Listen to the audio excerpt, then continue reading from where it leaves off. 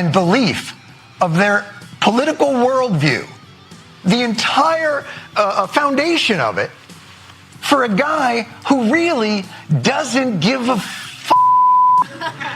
You gave it all up. This is your president on this harrowing weekend of bloodshed. At 11:31 a.m. this morning, he wrote on Truth Social to complain about a lawsuit and say that stopping construction of his White House ballroom, in his view, quote, would be devastating to the White House, our country, and all concerned. Just a few moments ago, he posted again lamenting the NFL's new kickoff format. This is who you threw it all away for. Blood runs through the streets of Minnesota. A political party has jettisoned their entire knowledge of the founding documents. And Trump's out there like, hey, everybody, we're all going to get laid. Look who's here. It's Paula Poundstone. Yay. We go without jingles. Rick Wilson on, former Republican strategist. Yeah. To talk about his ash heap of a party. All right. That's why I wore my Republicans, They Really Are, that horrible T-shirt for Rick Wilson. I think Rick might agree with you at this point. I believe he would. And We'll find out if he's the scorpion that's going to sting us when we get to the other side of the fascist river or not. Hi, Jody Hamilton. We're not jingling you anymore. You're wallpaper. All right, You just called her wallpaper. She has like really good wallpaper. Jody on the show. Really entertaining, smart wallpaper. I'm gonna talk with She's better than wallpaper. I don't know. favorite info. Yeah. We're lumpy. Nothing really grows with Yeah. Jody on the show. With that feet. Yes, by the way, because someone was lamenting, this is, who is this? Hold, please. Love letter. Let me see. Jessica, another love letter to Mama. Hey, Mama. First things first, you're beautiful and I love you. That's good. Second off, I just realized I'm listening to the show this morning. This is the third non-jingle morning we've had this year, and it's not even February. No. Yeah. Yeah, where we just dispense with jingles because someone's been executed in broad daylight. I have 4 kids, 2 grandkids. I'm so worried about their future and the world we're leaving behind for them. Thankfully, there are shows like yours who let us sane people know there are other sane people out there, because where I live, it's a very rural red area. There aren't many. We're your blue dot show. Yeah. There you go. We're your island of sanity, which filled with completely insane people. We're your little blue life preserver.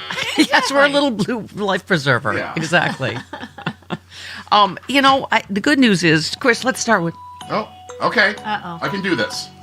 If you were one of the millions of Americans who protested ICE out of Minneapolis, you should know tonight you are winning this thing. Scooby-Doo. No, that was Rachel Maddow last night. Another island of sanity. All right. You were saying before the show, Chris, I guess that's, first of all, they never do anything unless they're shamed into it. Sorry, they're not doing it because it's the right thing. Because it's the wrong thing to execute American citizens But any means cold necessary. blood. Yeah, but it's obviously working. Yeah. Because he's always about... Sorry, I almost bleeped the wrong word. Pussy. Sorry. I stopped. Thank you. But his polls fell. His polls are falling dangerously. Yes, That's the only he's a coward. reason. Right. They're a party of cowards. Right. Yes, now because... How dare they go, the optics. Look at the optics. Did Alex Preddy and Renee Good's family, we'll never see them again. It's like, this seems bad politically. The optics don't look good. So... Even Sean Hannity. I know. Oh, Sean Hannity, because he's probably building a wing on one of his houses. He's like, not at Home Depot. I got to build an addition on my Montauk home. He lives in Florida now, doesn't it's he? only when I thought he did. Yeah, he lives in Florida. He is the person Scott Pence talking about has 10, 12, 15 Exactly. homes. Yeah. Trust me, he's like a real estate mogul. He has a pied-à-terre That's what in that's New about. York. He's like, not my Home Depot workers, what? I'm telling you, it's only when it affects them, right? Always. It's okay. So I guess that's So is good. Christy Nome out? Is she Not out? quite yet. I don't know. It's close. It's getting close. They're supposed to have a 2-hour meeting Bavino's today. going back into his evil tree to make his evil In El cookies. Centro. He's going to retire. Yeah, he's retiring to the Nazi lesbian grandma home down in Orange Exactly. County, possibly. El Centro. El Centro. That's not a place to retire to. Oh. El Centro is kind Yeah. of a... Yeah. I'm sorry for anyone who lives in El Centro, but it's an armpit. Yes. Seriously. We it is. apologize I to live the in armpit Stockton, of so I know. El Centro. We apologize to the entire armpit. Just put some deodorant on. It's all. No, I mean, I guess it's good. Public pressure still does work, but you're like, really? It takes this, for them to, and you can tell because he's a typical bully. What do we keep saying, Jody? When you punch him in the nose, He's always a coward. Absolutely. And suddenly, so you're not calling Governor Walz the R word anymore. You're like, I talked to Governor Walz, but we all have on the same wavelength now. It's like, shut up, right? Like, he could not have been more cruel. Yeah. And now because the politics are, it's just, and by the way, as we were saying, they thought people loved these videos. They were going, they were saying this was the strategy. Yeah. They wanted these videos. For their Fox News red meat audience to go, look at that. Ooh, disabled lady crying. Ooh, look at this. 5-year-old. Yeah, lock them up. You know what I mean? Like, it's, and fortunately, people do have a lot more humanity. I mean, I heard even Fox News, Fox and Friends was backpedaling furiously Yeah. this They morning. were. Everybody's backpedaling. They are. Yeah. I mean, they just went with the Kristi Noem line. Oh, he's a domestic terrorist until, then you can feel Trump tacoing every time, right? Starting to chicken out. So then what a pathetic pack of cowards this party is. Yes. I need to order 11 billion more of these T-shirts. You get one too. I do like those candy skulls that are on the shirt. Thank you. Yeah. It's very colorful. It is. Okay.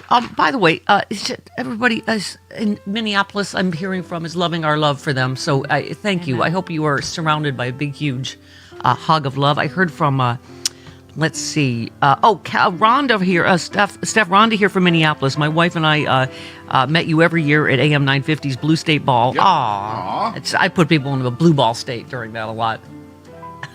No, you did A not. lot of reach arounds. You did not. Yes, I did. I gave Al Franken a reach around. You Sometime. gave Al Franken blue. Yes. Oh my God. Miss Miller. Someone just texted us saying you played Kelly's interview on MS Now. Awesome for getting the word out. We need people to hear what's actually happening here in Minneapolis. And then her wife chimed in. Hi, Steph. Wife here. Some context. Rhonda was their photographer for several years. Our station there. Oh. And I made it. I made it my purpose to keep you in drinks. Oh yes, I remember you. Trust. Those are the helpers. Yeah, the helpers that Mr. Rogers was talking about. Yes. I gifted you with a giant wine glass, just in case you remember us. Oh, I remember you. I want to thank you for amplifying my words. We've been shocked by how misrepresented Minnesota is. My liberal friends even believed way too many lies. We really are under siege and very frightened. Thank you for helping. Lovingly, Kelly, a.k.a. fierce preschool teacher. Warrior, using Mr. Rogers' words to fight. Oh, that was okay. That Yeah, was see? the soundbite we played The yesterday. helpers, yeah. Okay. That was her. And I mean, that's the sad thing too. When they go, he went there deliberately to slaughter agents. He was there directing traffic. He literally was being a helper. Yeah. Just like Renee Good, like doing this, like, here, you go ahead, trying to, and obviously trying to. What she, comply with the to clear that she was blocking the. Whatever, there they are, two helpers. They were there trying to help observe and help their neighbors, and this is how it ends. I mean, it's Anyway, so yeah, I guess it's a good news. I don't. What's Kristi Noem? It seems like is She's on her way. hilarious and ironic it is they're sending Thom Hobag in. Yeah. What, to suss out the corruption because of the corruption and the Right. I'll give him another Someone bag of said cash. Another kava Governor bag. Walz should meet him at the airport with a big bag of cash. Yeah. And In say, a will this kava be bag. enough to get Yeah. out? What do you Yeah. think? That'll do They're it. sending Thom Homan in because there's corruption. Yeah. Tom Hobag. I mean, he's not like he's any better. They're all awful. It's like someone said it's like just a different douche. It's just Vagisil instead He's of slightly better Summer's- than Summer's Eve. Bovino. Slightly better than for a Bovino. corrupt crook. That's Yeah. also That's why, slightly. yeah. Hey, and Kristi Noem, I don't. So obviously she's being She's sidelined. She's going to be given a talking to for 2 solid hours. Yeah, in the they're Oval going to make Office her today. go With her without boyfriend. Botox or Yeah. fillers for With her boyfriend, for months. Corey Lewandowski's going to be Oh my there, God, her too. face is going to melt like on South Park. They're going to say no fillers or Botox for you. Several months. You are sentenced to To normal no face. hair products, no costumes. costumes. That's going to bug her. Oh, Lord. Jody, this one I found hilarious because we do have an audience of helpers, you can tell. I tweeted the picture someone sent me of Alex with his dog licking his whole face and hiking and biking, and I said, he's a dog lover and a biker and a hiker just like me. I said, Alex Preddy is all of us. Never again is now, is what I posted, because it just, and he resonated with a lot of people. Absolutely. It just, nurses, I love the nurses. talking about. There was somebody's life he saved in the ER that was being interviewed. It's just anyway. This is someone trying to help about my love life. Which Oh, good okay. luck. Oh, boy. is there a saint of lost causes? Let's There pray to was. them now. Steve from Glendale. Naturally. Okay. But this is the cutest helper letter ever. Steffi's love life. Dear beautiful Stephanie, I think you should broaden your scope of who your romantic partner might be. When I saw you at the Adam Schiff for Senate kickoff rally, you were hanging out with a woman, and my first thought was, I hope that's my old girlfriend, Fanny. But because if it's not, Fanny Sipka is toast. I remember Fanny. Oh, Fanny, yeah. Yeah. So Okay. we're still friends. We just talked know, this week. I Yeah. Anyway, but I was laughing because I think that was you. Weren't we at the Adam Schiff? So thank you for a suggestion of straight Jody Hamilton, who's married to Lonnie, my videographer, Stephen. That's very sweet. Yes, she was hot. It was a super hot redhead. I was like, at the Adam Schiff. Oh, that was Jody. Okay. that was They me. thought your girlfriend was wallpaper. She is wallpaper, but beautiful wallpaper. I'm happy. Both of you were beautiful and sexy. Thank you. But maybe you need someone who's different, a yin to your yang, attractive but more grounded, earthy, nurturing, someone that you can lay your fevered brow on her ample bosom, maybe more of a Karen from Chicago type. Was also a redhead. Yeah, and also hot and also spectacular rag. Way better than mine. Okay. I think all of your fans would like to see you in a loving long-term relationship. Well, good luck. To keep you healthy and happy. Since you're only in your early 40s, that's mean we can expect the Stephanie Miller Show will continue for another 20 years at least. Thank you for your attention to this matter, Stephen Glendale. This show will continue for another 20 years, whether you like it or not, because I literally have no place else to go. I'm not going to quit. I've got no place else to go. Do you like a good rack? Yes, I do. Okay. I love it. Well, you know what? At this point, who can be choosy? Well, you have been choosy. I've been a little too choosy. That is true. And still managed to choose wrong. Well, you know. Anyway, so we got a great lineup. We have Charlie Pierce and Rick Wilson and Jody Hamilton, my future fake wife. And your Now I wallpaper. have a fake husband, Bob Seska, and a future fake wife, Jody Hamilton. But you were going to steal my husband.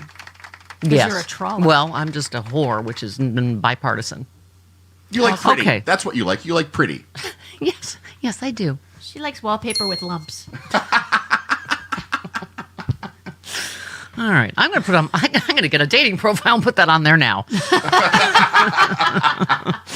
All right, 18 minutes after the hour. Look who's here! It's Paula Poundstone. Yay! We go without jingles when people are slaughtered in the streets. So hi, good morning. Wow, then I'm lucky I came on that day. Yeah.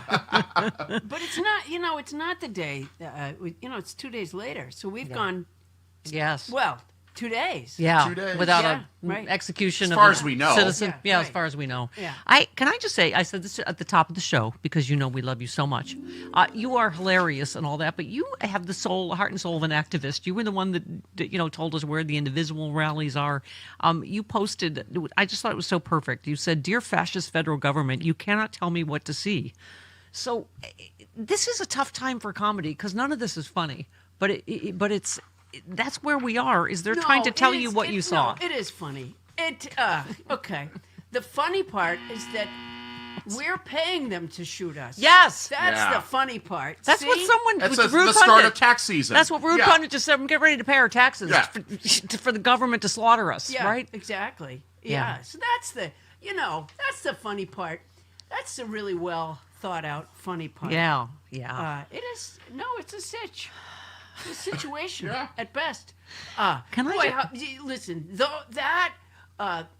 First of all, I was on an overpass protest on that Friday. It was, Yeah. Right. Yeah. Right. and had a great time. Way up high waving. Yeah. And then the march. I don't know if you call it a march. The protest in Minneapolis. The images of it online were the most amazing thing. Yeah. And there's more of us than there are of A lot them. more. A lot and, more.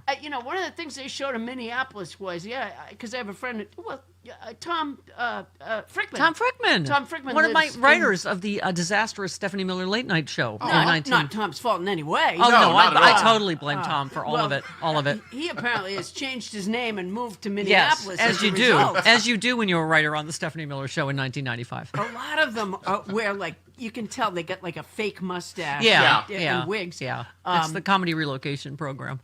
Yeah. Yeah, which can be done safely. So Thom is in Minneapolis, and I talked to him the other night, and he said we're under siege. He was talking about how many more ice. Yeah. I won't even drink a cold beverage anymore. By the way, I just take them. By the way, can I just take 'em say warm. Tom Frickman, like most Minnesotans, seems really nice, but is a vicious ping pong player.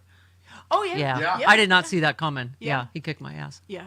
Oh my gosh, I went to the ping pong movie last night. Oh, did you? Yeah, which I haven't. Marty been- Supreme. Yeah. I haven't been to a movie in years. I alone may have crushed the Yeah. industry. Bella, you have to understand that the degree of Paula's ping pong. Like you go to her house for a ping pong party, and there's not just a ping pong table. There's like a Electronic scoreboard. there's like a giant wow.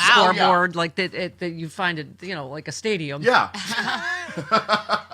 That's because the viewership is so large. Yes. What's great about that scoreboard is you could be standing on the porch and still, know the score of the game, know what's Yeah. happening. Although I have to say that in the ping pong movie, what's it called, Marty Supreme. Yeah. So it's who's the actor? Timothy Chalamet. Timothy Chalamet. It's funny when I ask him questions, he gets them right. Yeah. Yes, because You're it's- just not good. You're Can I not ask good what- with Chris. You're not nurturing. That's what's wrong. That's what it is. See, I pet him. You Yeah. have yes. to pet him. You have to pet me. Yeah. That's right. If I wasn't such a bitch, she'd probably get something right once in a while. Okay. Yes, I blame you. Oh my gosh. As you should. I would have loved to have written that on a test. Yeah. Imagine the relocation program he's going to have to go into. He's been working here for 25 years. Yeah, I'm So not sure that he can be relocated safely at this point because there are some learned behaviors. Yes. Well, Timothy Chalamet plays a young guy who is competing in, worldwide ping pong and or table tennis, as the snobs call it. And I noticed when so you're watching these worldwide matches, and they had announcers, they had a lot of stuff that we haven't started yet, but I think we should. Yes, Yeah. I think you should. can I ask first of all what you're wearing on your hands? You live in LA and not. I know you're in These are- solidarity it's with Minneapolis, half but what? mittens. It's in case I have to go to my counting house with Scrooge. Yeah, it does seem like an Oliver Twist movie, something Yeah. like you're going to ask for some I more, am sir. So cold. Okay. Yeah, I mean, It's 50 degrees outside. It was cold. It was cold. Yeah. And Okay, and don't say that. There are people in Minneapolis right now going. Yeah, right. Do you understand the stress we're under?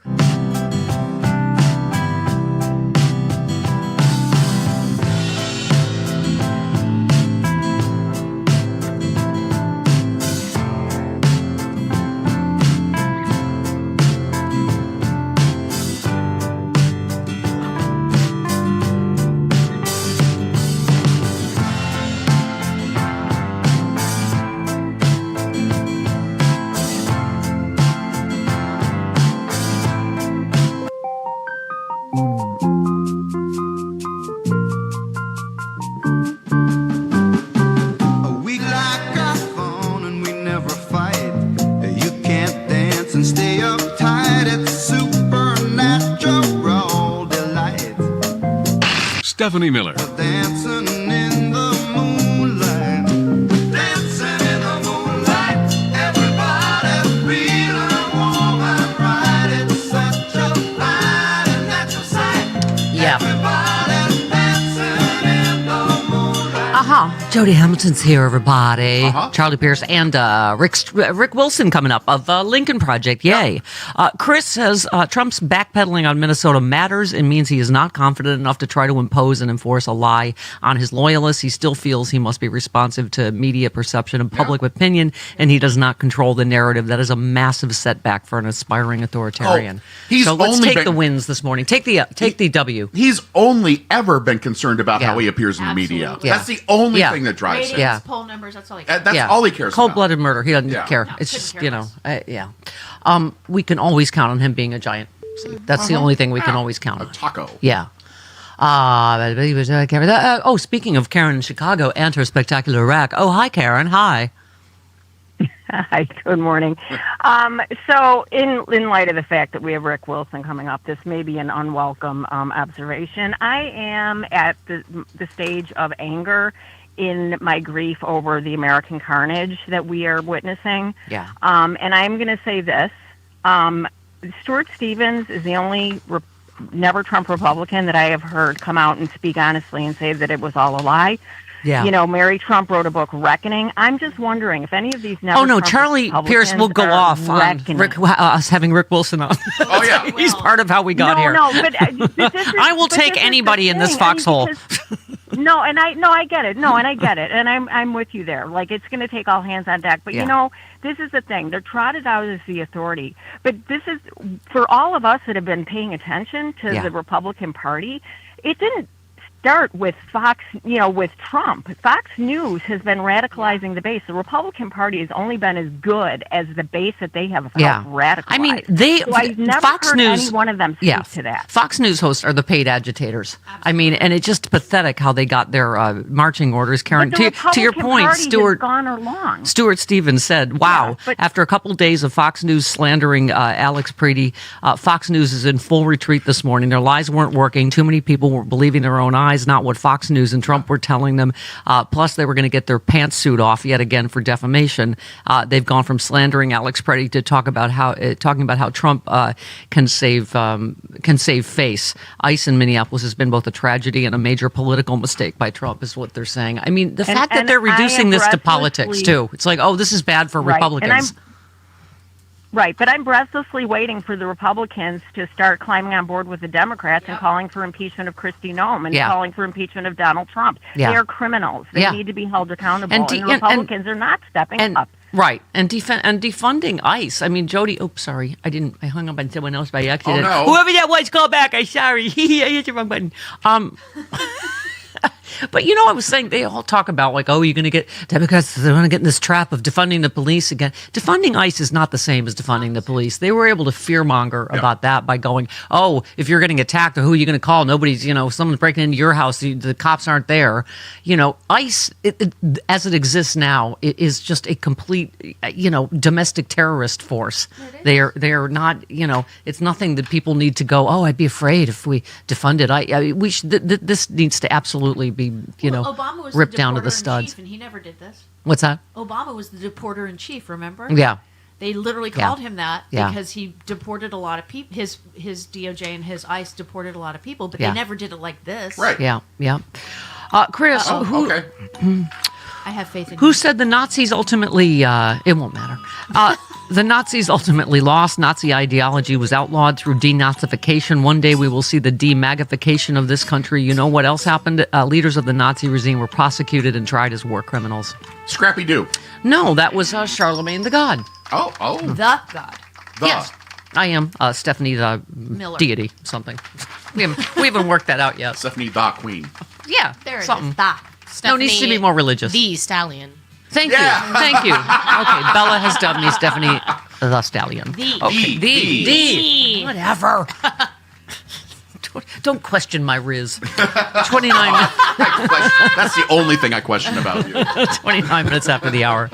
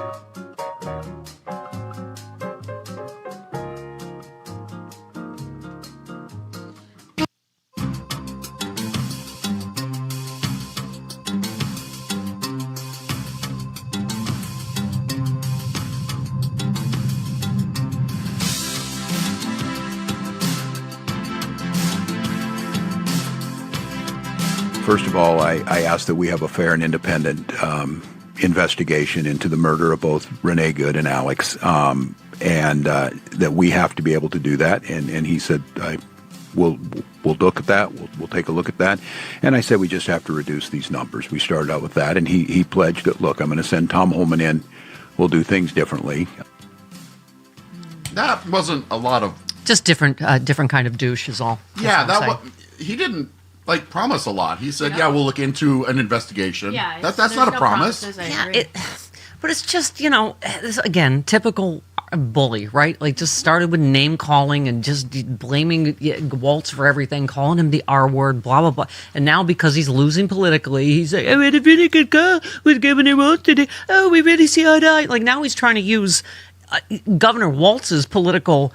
Because he's obviously, what do you call it?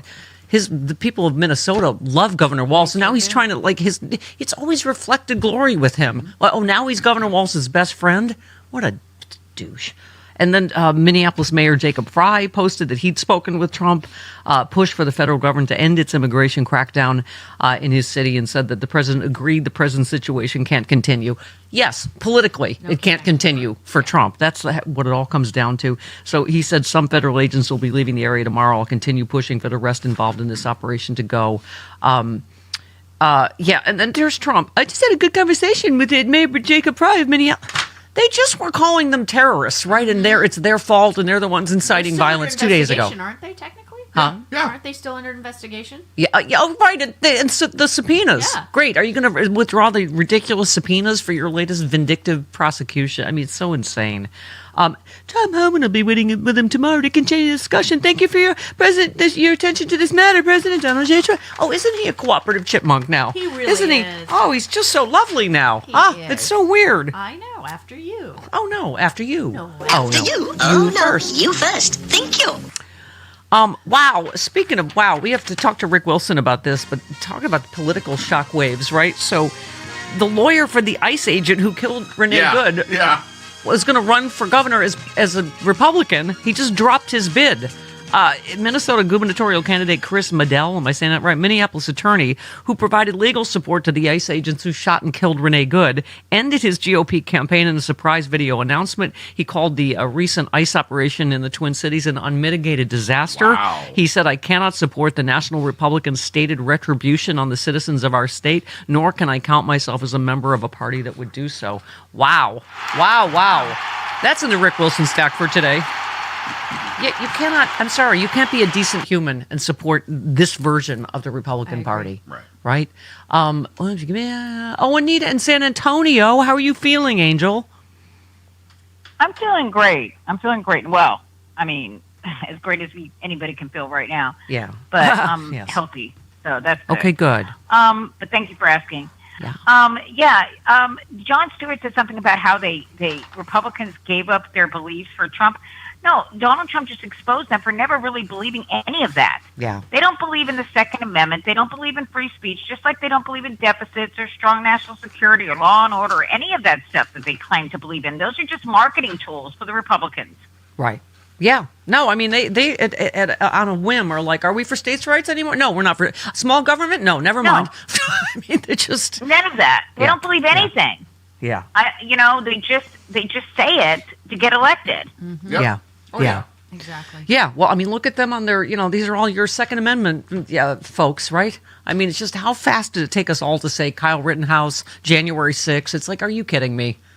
He deserves. I mean, and by the way, Jesse Waters didn't get the memo, right? Chris at Fox News? No. They're all backpedaling like crazy. I guess the morning show gets the memo first, so now by tonight he'll have totally changed his tune. Yep. But he claimed yesterday without evidence that Alex Preddy violently obstructed federal agents. He said the guy brings a loaded firearm concealed into a dangerous fugitive operation is crazy. He was there directing traffic. He wasn't in the middle of a dangerous fugitive. What? He said, hey, don't shove women onto the ground. That's what he was doing. He said, you don't bring a loaded gun and start violently and physically resisting and obstructing a man on. People have seen the video, Jesse. Get with the program. He said, video taken right before the shooting shows Petty directing traffic and holding a phone. None of the things they're saying. He said, but it's not a clear-cut situation. It's very divisive. It's very partisan the way they're reacting to it. No, we're not. No, it's not. No, it's not. It's not It's not partisan at all. Right. It is. There's one videotape that shows one set of facts. Period. Yep. And you want to hear how much Kristi Noem has changed her tune? Oh, what is Ice Barbie saying? Well, in 2023, in front of the National Rifle Association, she said, "quote The Second Amendment is about deterrence. It's about ensuring the government respects the rights and liberty of citizens. Why do the liberals and Joe Biden want our guns? Because it will make it easier for them to infringe on all of our other rights." Oh my gosh! It's almost like she's a big giant hypocrite. She's a huge hypocrite with fillers. By the way, do we still have Dana Loesch in my box? Yeah, Dana Loesch, Loe. Dana Loesch has questions about the. She's the former NRA. That's it. That's it. That's what she said. She said about this. She has questions about the shooting. Yeah. She's the former NRA spokesman, woman. She said she has a lot of questions about the shooting death of Alex Preddy. I've got questions. Why was there a need for lethal force? I want to know what the officers thought, because obviously they thought their lives were in danger. No, they didn't. No, they didn't. He was shot in the back. Right. After he was disarmed. Exactly. She said video taken from the scene, quote unquote, suggests that Petty was disarmed. No, it doesn't suggest. It shows clearly. Yeah. The clips from the scene are chaotic and make it difficult to know what really happened. See, they all have to hedge, right? Even though, they've been the Second Amendment. Her whole career is based on one issue, on the Second Amendment. And now it's like, we don't know. It's chaotic. We don't really know. It's not really clear what happened. Yes, it's very clear, what happened. Ay. Also, Dana's looking a little rough. Is she? Yeah. Well, that was catty. Was it? Was it, though? I mean, when you're filled was my suggestion to deny Kristi Noem filler and Botox for several months, and also hair products. When you're filled with that much hatred, it tends to age you. Yes, it does. There's a number of people who were like, oh my God, Alex Jones is, how old is he? He's in his 40s. Like 20 years younger than us. We're like, what? Yeah. Okay. Nah. Alex Preddy cared for Marta Crownhart, a veteran in the ICU earlier this month. Tonight, she said, it is heartbreaking to see this video. It was heartbreaking to know when I found out it was him. What was worse was listening to Kristi Noem talk about him the way she did. Yep. I mean, and his family immediately came out and said, these are disgusting lies about our son. And I know a lot of people aren't litigious, but I just, can you imagine, first of all, losing someone you love that tragically, and then immediately you turn on your TV and people are calling them names based on... And the other thing is they know nothing yet about what's happened. And it's... Anyway. Oh, by the way, Benny Johnson also did not get the memo, along with... No, he did not. He definitely did not. They're just awful at their core. They just want to defend this. That's right. Right? And he's, by the way, MAGA podcaster Benny Johnson, he's got a seat in the press room. He's not, you can't just go, this is just some fringe. No, he has a seat instead of real journalists in the White House press room. He said, you need to pray for border control. Federal law enforcement and ICE right now, as Minneapolis is about to pop off. Another deadly shooting. This time, a left-wing protester attempted to pull his Sig Sauer handgun on federal officers and commit a mass murder, potentially killing many of them. He did not. Oh, my God. It's a lie, Benny. Something, there was a left-wing agitator, probably a professional paid agitator, reaching for his firearm. Produce the receipts, Benny. This is the second time that a leftist paid protester, agitator, terrorist has been killed in self-defense by federal law enforcement for attempting to commit murder. Renee Good tried to run over federal officers, and this individual tried to shoot federal. I hope the family sued the bejesus out of him. I mean, that's slander. This whole paid protester thing, these people have never come up with one check stub, not one receipt, not one photo of money exchanging hands. They can't prove that. Or any advertisements thereof. Yeah. By the way, good point. This is what makes me nervous about the whole situation. Jody Kirk said, ICE is still a 5-alarm fire. Do not back down. Do not fund them without accountability for the executions, the brutality, and the illegal acts they've committed. Demand Kristi Noem resign and face charges. Yeah. I mean, she should not just be impeached. There really should be charges for all these people. But that's the other thing I'm afraid of is that they're just doing this for politics. Do not go, oh, well, I guess it's okay to vote for, Republicans again in the midterms. Okay, I guess it's okay to fund ICE because they said they're going to do this and this. When have they ever told the truth? Never. About that they're going to do this or this. I mean, ICE needs to be ripped down to its studs and rebuilt from I agree. from the frame. It really does. Yeah. I agree. I said that, and I don't know anything about construction. What? Okay, studs. I just know the studs are the things that are left at the end of the. When you hang a picture, you should probably nail into the stud. Oh, okay. Yeah. Do you ever do that? Yeah. Do you know where yours are? Do you have a stud finder? I've been to Chippendales. Is that the same thing? Same. Yeah. Similar. It's just at the end of the night, you're just down at the studs. You can knock on the wall until you hear a non-hollow part. That's where the stud is. That was a dumb joke. Oh, because of a bearing wall? Because what about bearing walls? Tear down that bitch of a bearing wall and put a window where it ought to be. Thank you. Kirsten Boy, available for children's birthday parties. The finest Joan Crawford impersonator in the country.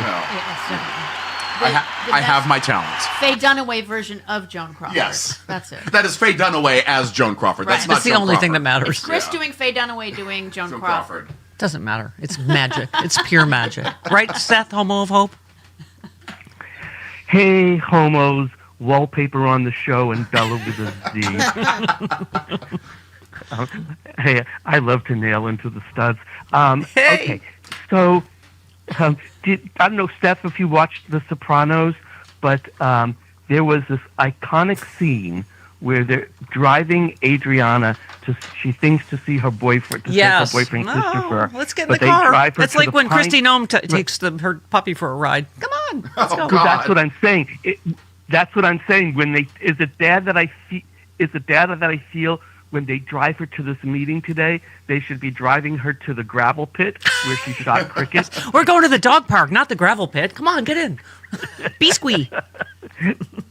That's what needs to happen. Yeah, that's my she's going to get Adriana today.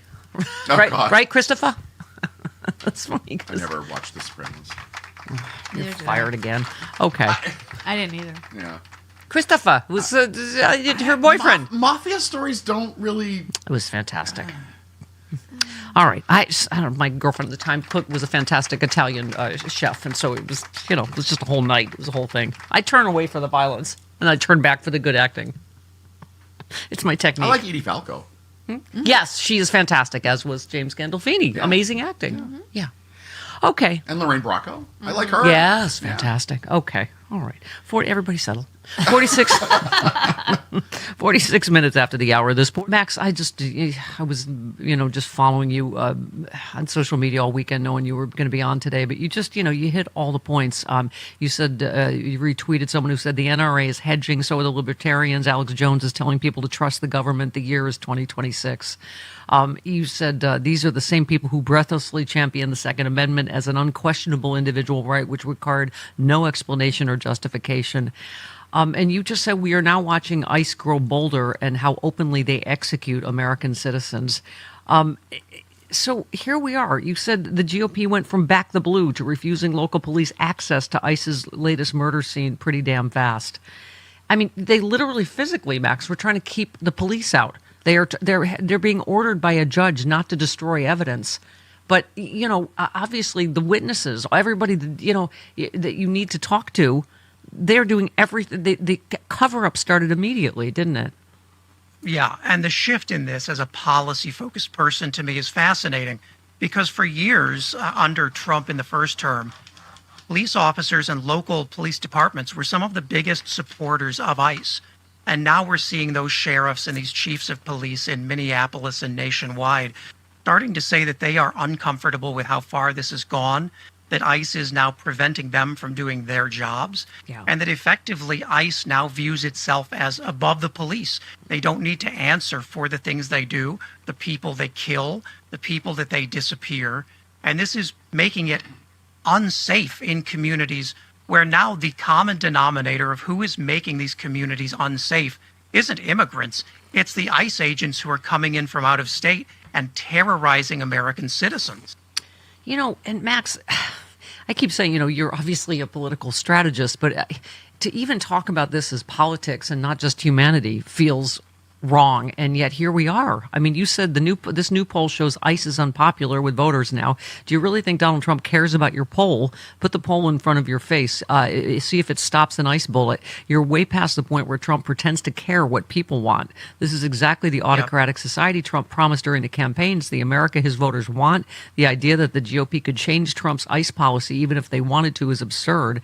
When Vance said ICE has absolute immunity, he wasn't just talking to talk. The only thing left for Americans to preserve our rights and their lives against ICE's extremist violence by taking to the streets and engaging in direct nonviolent action. The response from the people must be massive, sustained, and impossible to ignore economically. Well, that started happening even before this latest tragedy in Minneapolis, right? The general strike.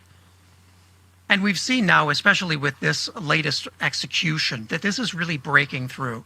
We're starting to see other cities engaged in this. We're starting to see Republicans comment on this being inappropriate. We're starting to see athletes, professional athletes, engage in this. And that, to me, is a real sign that it's crossed over from just people who are very aware of politics to a broader cultural issue. And people recognize it's wrong. They're taking to the streets at risk of their own lives, because we know now that peaceful protest will not protect you. ICE will kill you if they feel like killing you. And the only thing that we can do is to make it impossible to ignore what's going on. And I have a massive amount of respect for the people in the streets on this. Sure. This is no longer symbolic. It is a real risk to your life to do this. Max, let's, as a strategist, talk about how we got here and then how we get out of here. You said there were plenty of people in 2002, 2003 who warned that once authorized, the Department of Homeland Security would inevitably devolve into the kind of lawlessness we're seeing on the streets of Minneapolis. My heart breaks every time I see a clip or a quote. Donald Trump, if reelected, will use the military against its own citizens. Vice President Harris in October of 2024. So Black Girls Politics threaded, she needed better messaging. No, you needed to listen to Kamala Harris. She quite literally told us exactly what was on the way. So, but talk about we can't help but talk about the politics of this, right? Of how we got here when literally Kamala Harris is on tape. It was written down in Project 2025, as she pointed out. Yep. Yeah, it is a literally textbook. I mean, this has been the case since the beginning of the war on terror under George W. Bush. Is the same people who are criticized and mocked as overreacting.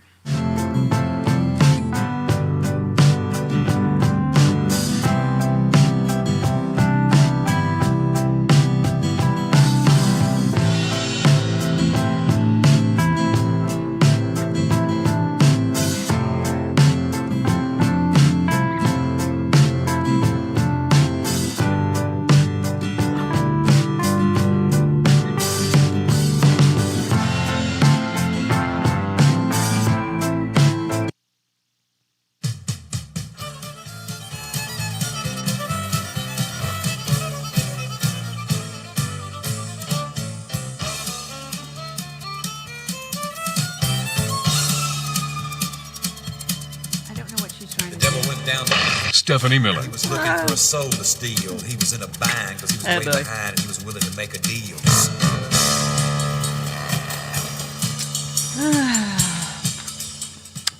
I'm better than you. That was my point.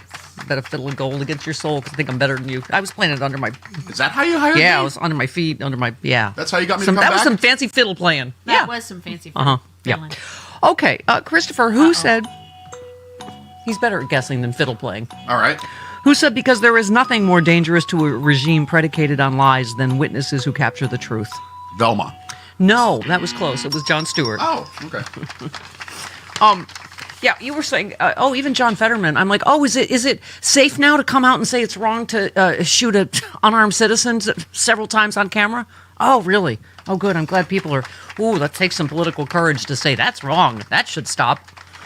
Okay, I'm telling you, this is what it's all about. Overly dramatic CNN data reporter. It's all about that it's bad for them politically, which is, I guess we don't hear anything about morally anymore, but yeah, here we go. ICE, DHS, Kristi Noem have been a political disaster, because just take a look here. I mean, ICE's net approval rating during Trump's term, you go back to term number 1, look, it's pretty even at 0 points. You go to June 2025, right? That was when all that stuff was going on in Los Angeles. They dropped down. Look at this, minus 17 points, way in the basement. But then after Minneapolis, it's even lower, minus 27 points on the net approval rating of ICE. Of course, this all being done under Kristi Noem.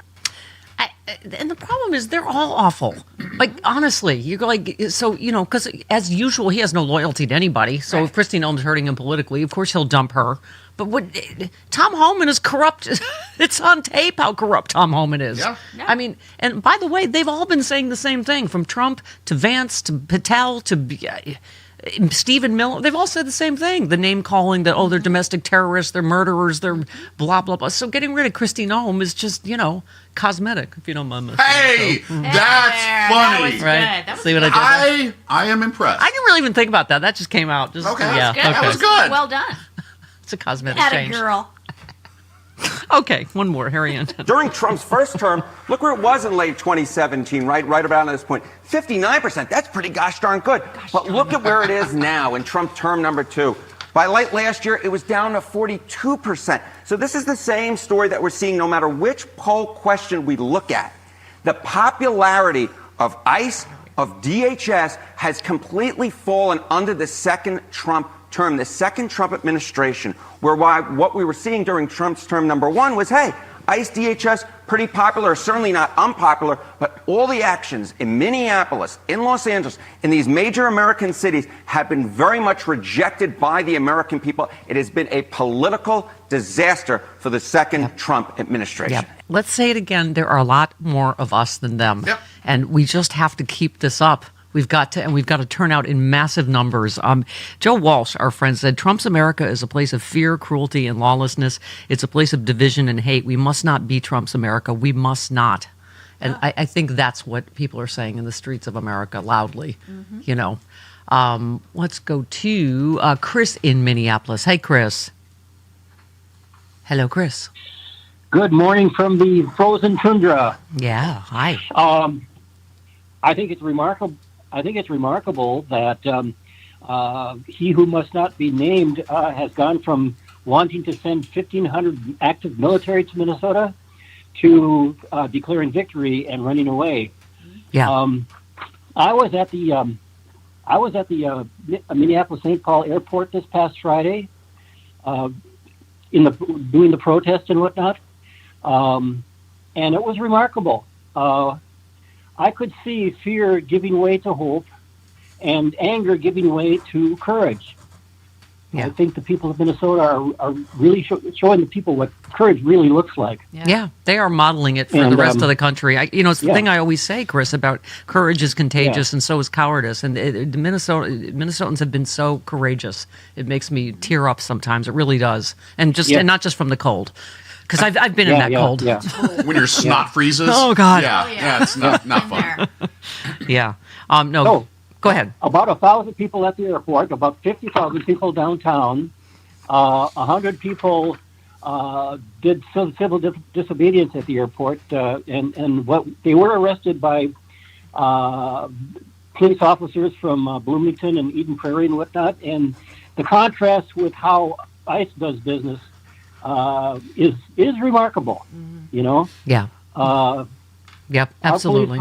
They were completely cordial and professional, Yep. They put zip ties on our wrists, like you're supposed to do, but they put them on loosely. Mm-hmm. Yeah. Once we got on the buses, we were able to wriggle out of them. Chris, stay strong and stay warm. More importantly, in Minneapolis. Yeah. Lizzie said, the more I see of Tim Walz, the more I believe he was an inspired choice for vice president, an indicator of Kamala's astuteness and ability to assess character and lead this nation. Oh, America, what we lost in November, it is heartbreaking. Mm-hmm. Yeah, when you see Tim Walz in action and just what a good man he is, and the fact that Donald Trump and these absolute goons are in power and Tim Walz is going to be out of public life is just a tragedy. All right. We got Charlie Pierce. We got Rick Wilson all coming up. We got Jody Hamilton here. Right. The most entertaining wallpaper in America. It's lumpy.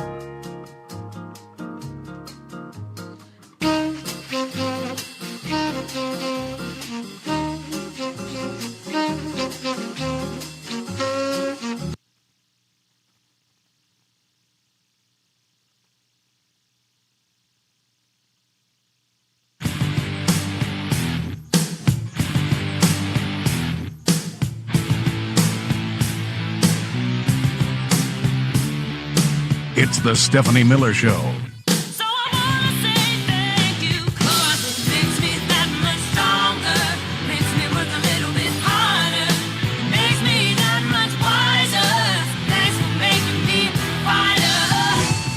the people of Minneapolis, to the Preddy family and the Good family, and these people who were looking out for their neighbors, we want you to know that we are with you and you are not alone. And more, I'll tell you another thing. We also want to see those Epstein files already. I love when Jimmy Kimmel gets emotional, and he's just a good human, right? Yep. As we all should be. I think this should be past being political or partisan in any way. Chris, who said, I can't look at my daughters in the eye and say I'm running as a Republican when they're pulling over Hispanics and Asians because of the color of their skin. I did not sign up for that. Who said that? Daphne. No, this is the Republican candidate for Minnesota governor, Chris Medell, who dropped out. All right. And that was his statement. This is in the Rick Wilson stack for later. But I just don't think you can be a decent person and be part of this Republican Party. Sorry. Right?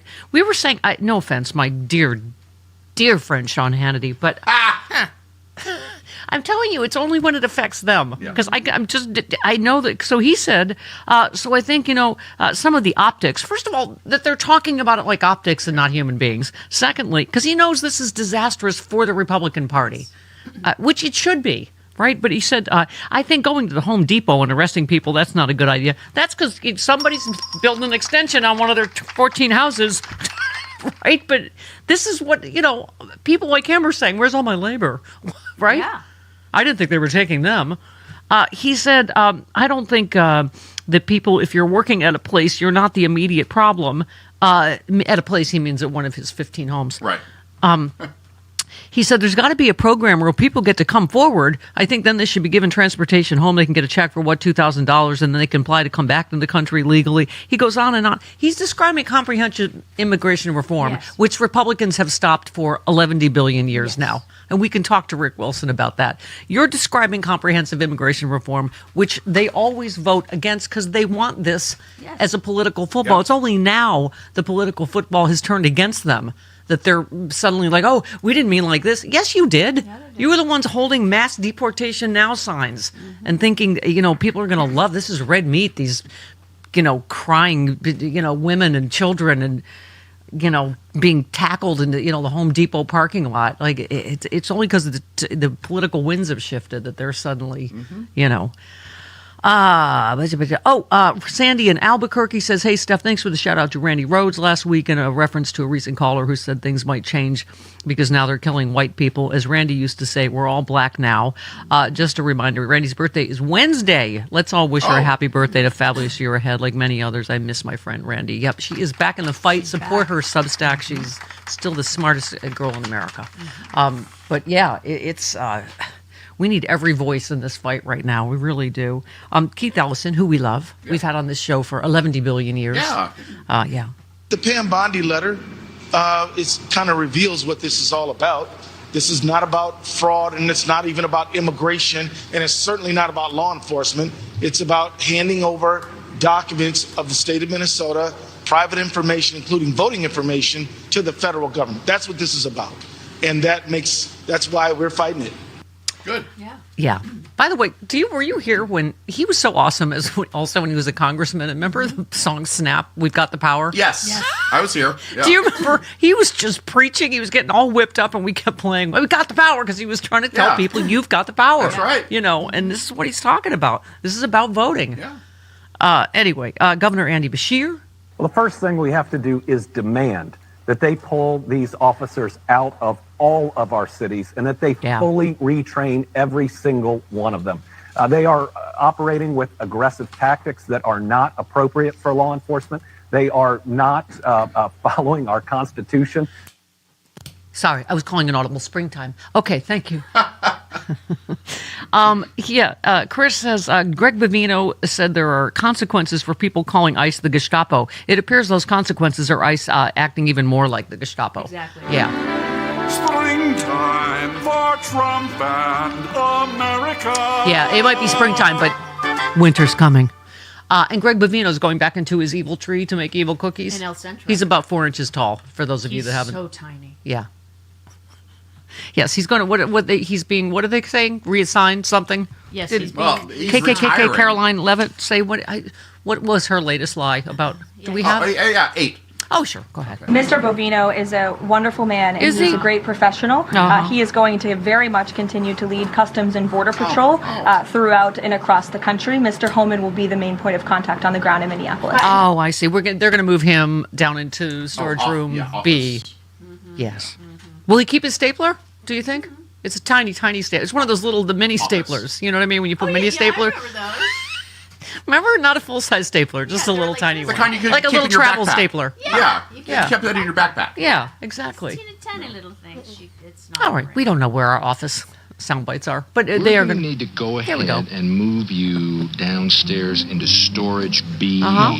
We have some new people coming in, and we need all the space we can get. Okay. So, and then he's going to, quote unquote, retire? Yeah. Yeah, meaning going into the old lesbian Nazi grandma nursing home. Yeah, he has an unfortunate haircut. He does. He's unfortunate. Everything about him Yeah. is unfortunate. Yeah. Yeah. Hi, Sue in Rockville. Hello. Hello. Greg Bovino has been disappeared into the cornfields. Oh, But good. no one will play. But no one will ever play baseball with him. They're building it, but no one will come. Literally. That's right. Today is Holocaust. Do you think he's ever given a woman an orgasm? Don't look at me like that. I'm sorry, Sue. Go ahead. What? He's only 5'4". I'm not sure he's ever had sex with any woman. No. Little Napoleon complex. Yes. But I do want to say it is Holocaust Remembrance Day today. So the comparisons, John wrote a fabulous article comparing Trump to Hitler. We are seeing early Germany in our here, and it is a important day on its own, but an especially important day to remind people that silence gives them permission. And no matter how little we can do, we can use our voices, use our purses, and use our votes to end this fascist takeover of this country. Yep, absolutely, honey. Absolutely. To her point, the Stephen Colbert on that. Masked secret police shooting innocent people with impunity in the streets are not victims. The only way they could ever even be considered close to victims is that they are, at best, weak-minded individuals full of anger who have been led to the darkness by Donald Trump and are now participating in an evil system that will stick to them like hot black tar for the rest of their lives. I would cook, guys. I'd cook at home from now, fellas, because no meal will ever go unspit upon. Bovino went on complaining. Look, Dana, they're trying to portray Border Patrol agents and ICE agents as Gestapo, Nazi, and many other words. Yes, do not compare ICE or Border Patrol agents to the Nazis. That's an unfair comparison. The Nazis were willing to show their faces. I asked AI, is Greg Bovino a lesbian? What did AI say?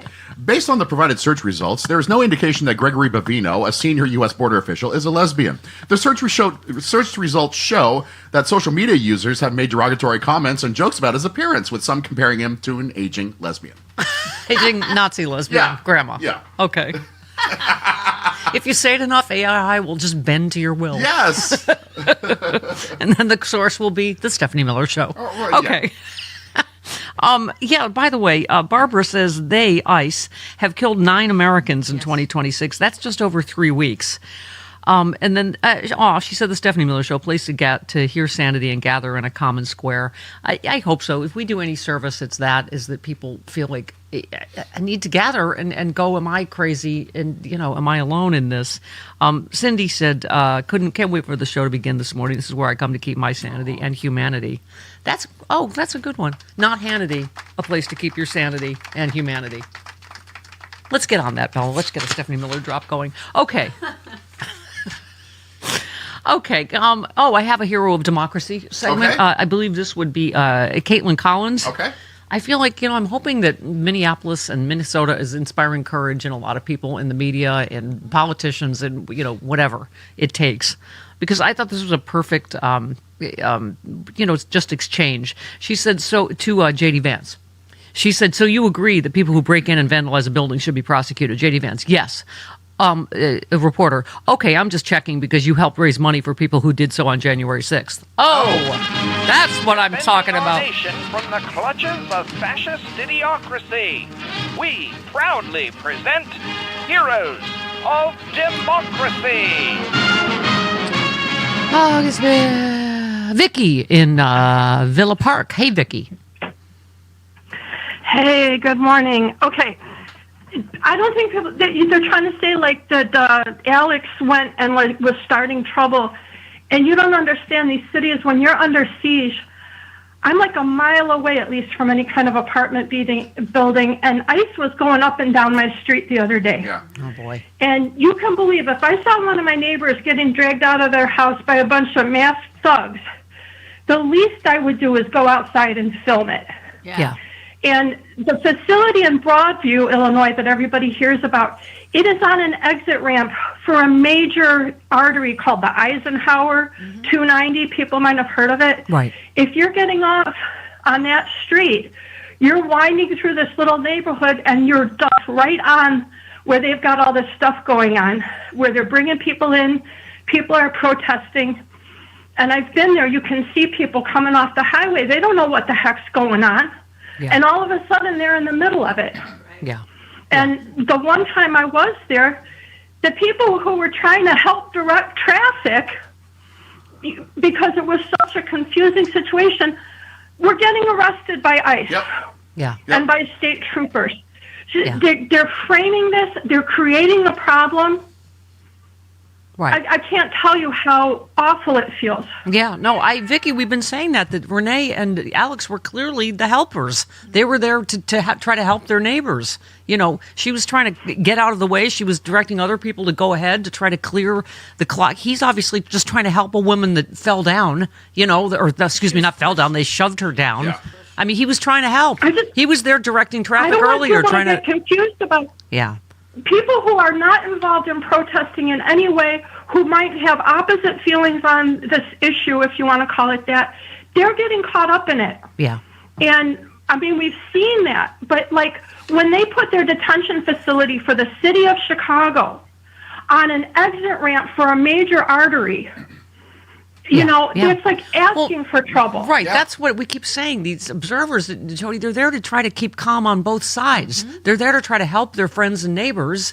And this is what Alex Preddy was doing. And they call it a riot. Mm-hmm. They go and terrorize and bully people and shove women onto the ground. And the guy that's there, filming it, but with one hand up, just saying, "Are you okay?" Trying to help her up. That's him being in the middle of a riot. Mm-hmm. I mean, it's what is this? Hold, please. Yes, Kash Patel. They're all saying the same thing. Kash Patel. What I'm asking people to do is on the ground in Minnesota is, why would you bring a firearm in a situation that is so volatile right now, where so many arrests have been made, where so many people are coordinating to attack and expose federal law enforcement officers? That is just not smart. It is just not going to lead to a good scenario. And so we need everybody to tamp down, obviously, on that side.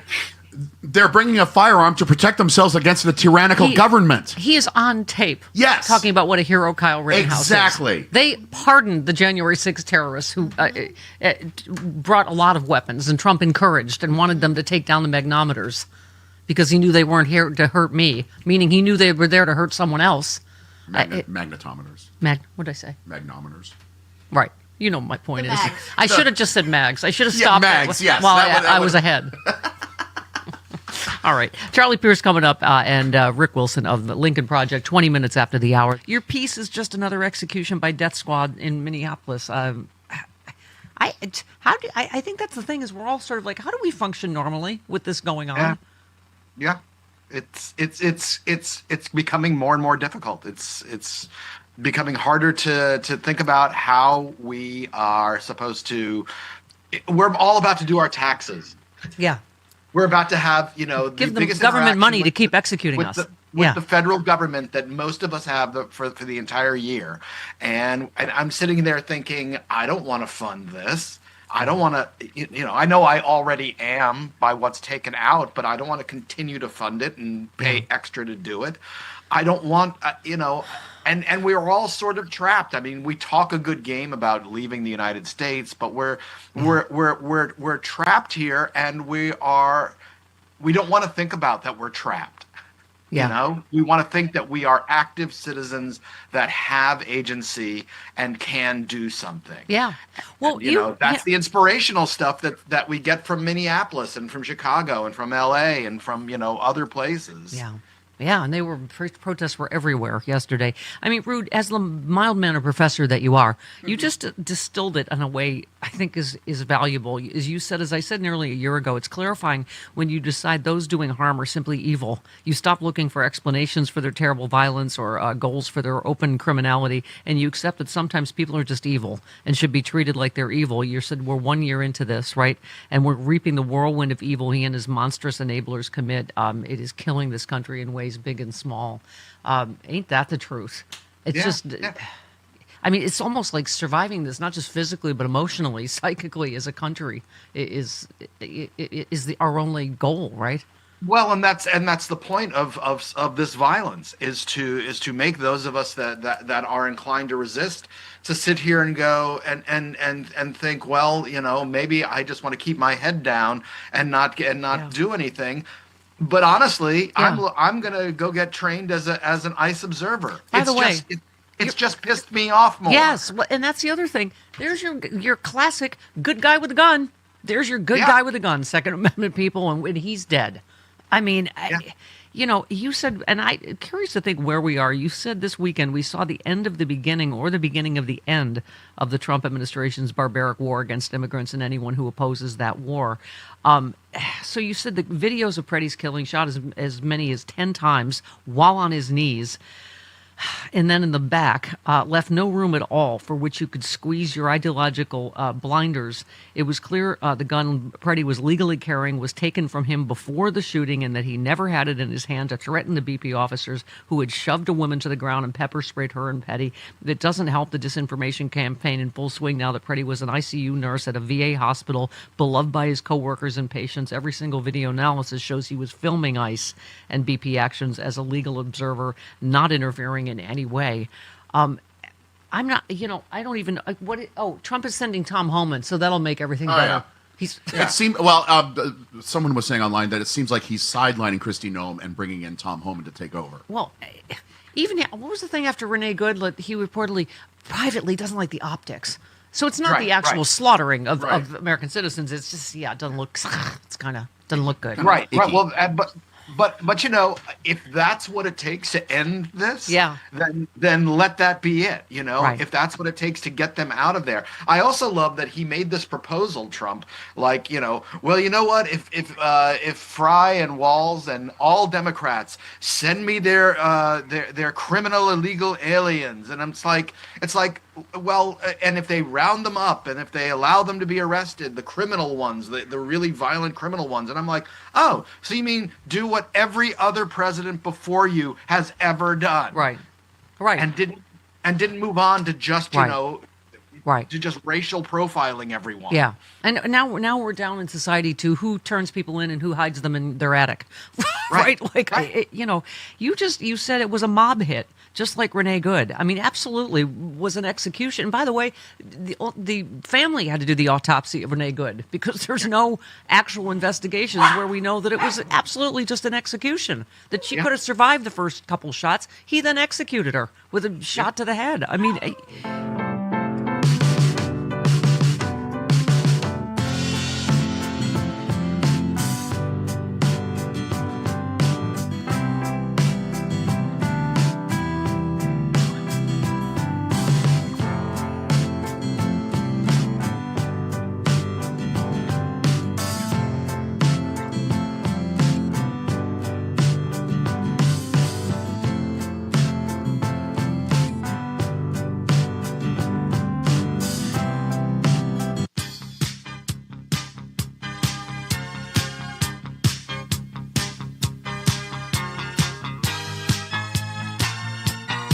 Stephanie Miller.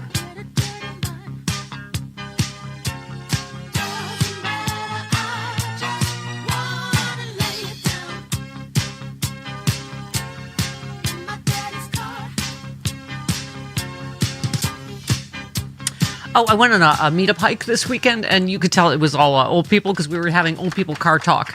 And we're like, who knows how to drive a stick? Whose first car was a Dodge Dart? Who almost got blown up in a Ford Pinto? Yeah, stuff like that. My first car was a It's stick. old person car talk. My first car was a stick. Mine too. Oh, yeah, and everybody's parents drove an Oldsmobile at a certain point, don't you think? Yes. Yeah. Yes. Yes. Okay. All right.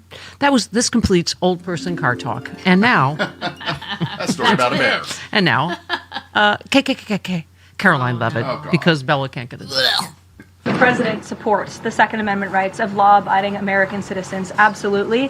There has been no greater supporter or defender of the right to bear arms than President Donald J. Trump.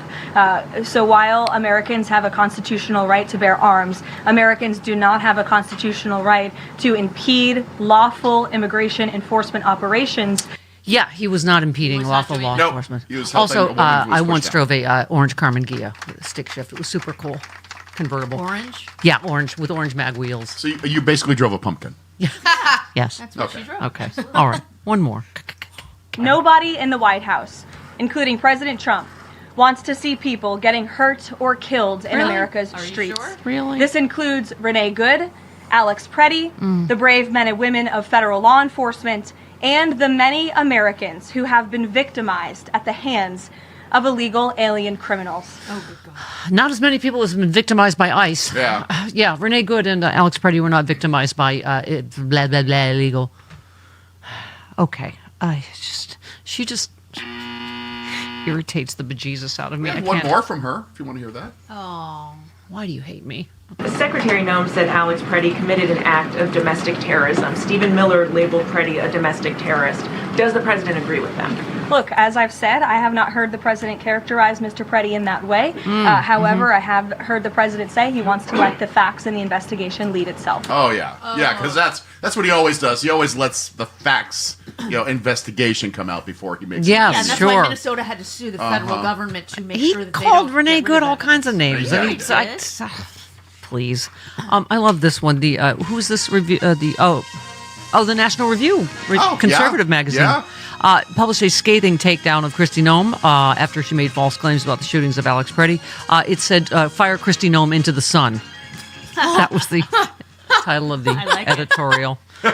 Any hope of Trump's presidency clawing its way out of the hole it dug for itself begins with firing Kristi Noem, who is the administration's most prominent ride-along disaster, preferably out of a rocket and into the sun. Damage control is needed, and she is the most visible avatar of damage. Yeah, that's all. These are all people that just care about the politics, right? And and the survival of the Republican Party. That. Yep. It's like Kristi Noem is just one melty face of that. Yeah. Melty face. Yeah, I mean, the face would really melt if she went near the sun. All right. Jody's lover, Charlie Pierce, next.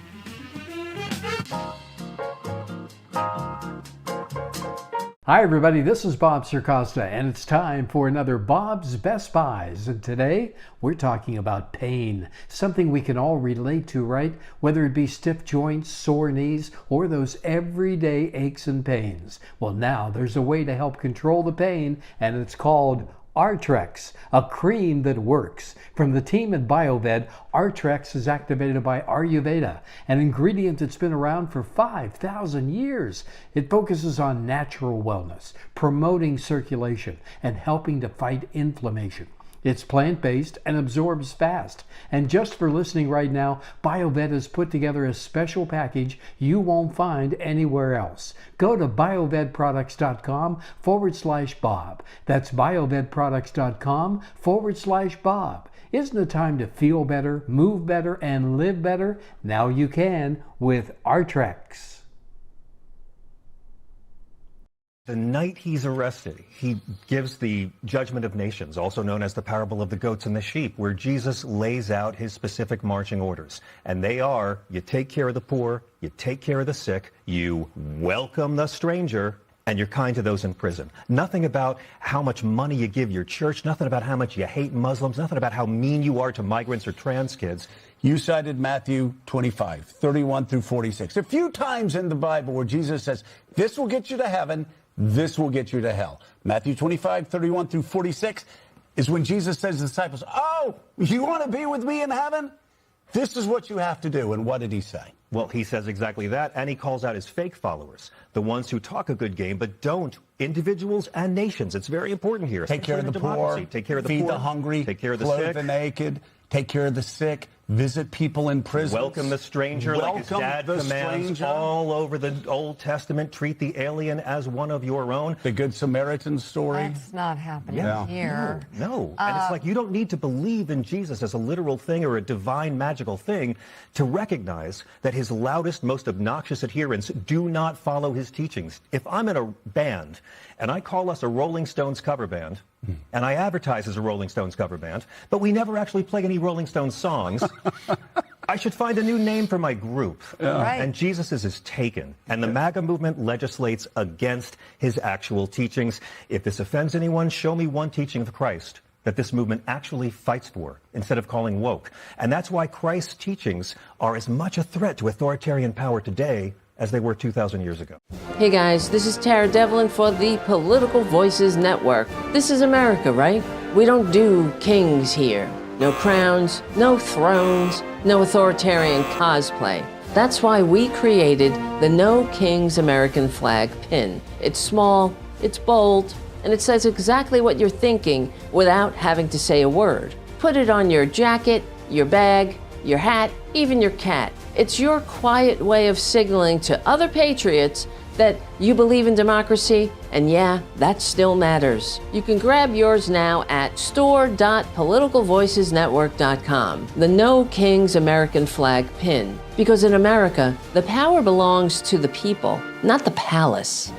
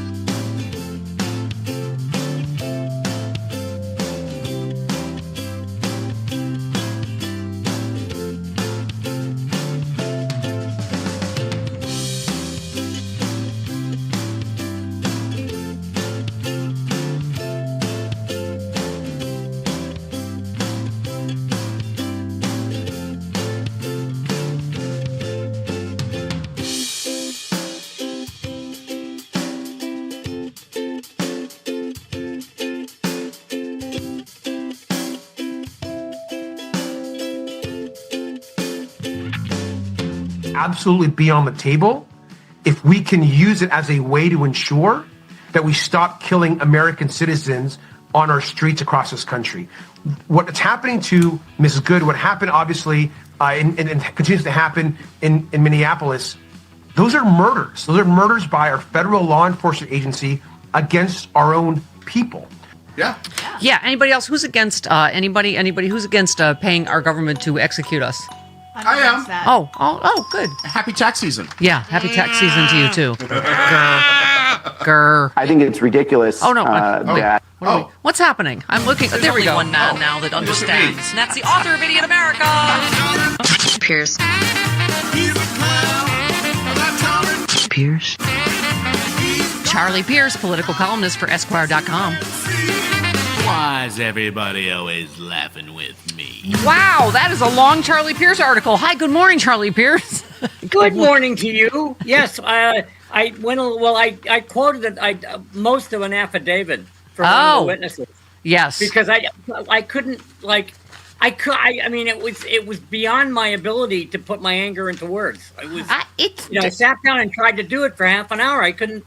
everything I wrote was inadequate. So I said, okay, fine. Yeah. Here's a woman who watched what happened. Yeah. Thank you. You know, Charlie, those of us that talk for a living, write for a living like you do, even if those of us doing it a long time, you're right. There's comes a time where you lose the words when you watch this happen again and you watch the same set of lies again.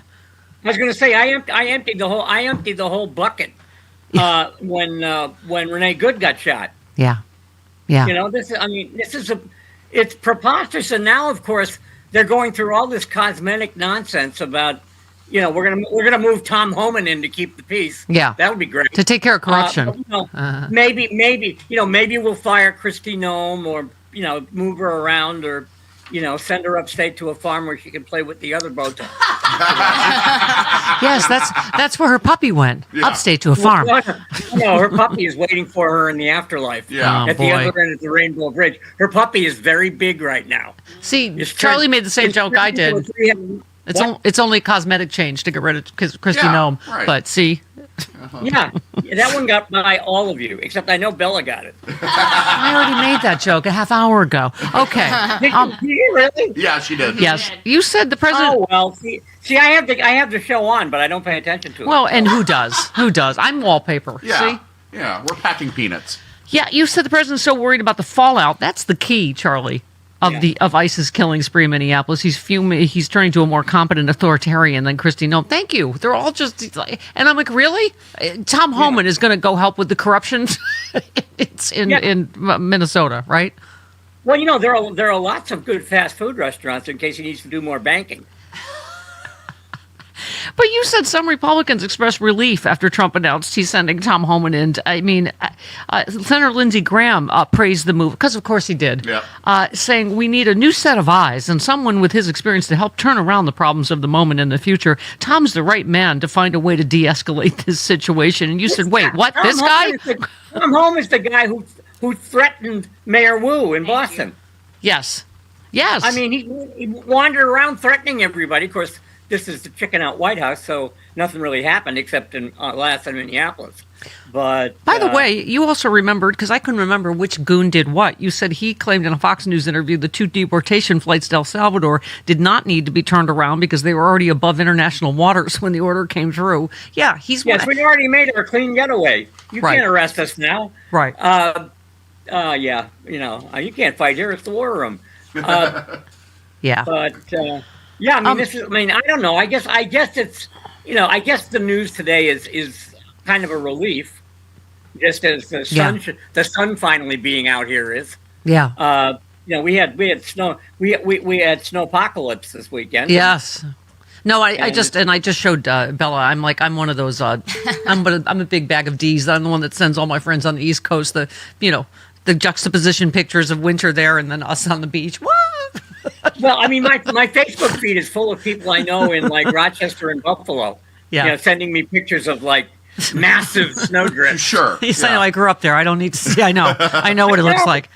I know. You couldn't even get to Lockport today. Oh no. And you wouldn't want to. Anyway. So the transit was closed. The transit was closed. When the transit is closed, you're screwed. You can't get to Cheektowaga. So it's bad. Yeah, you also said Pam Bondi has borrowed a warmongering tactic from ancient Greece, and this is like I don't know, is it blackmail? Is it extortion? What is it like? Give us your voter rolls. And I decided it's extortion, not blackmail.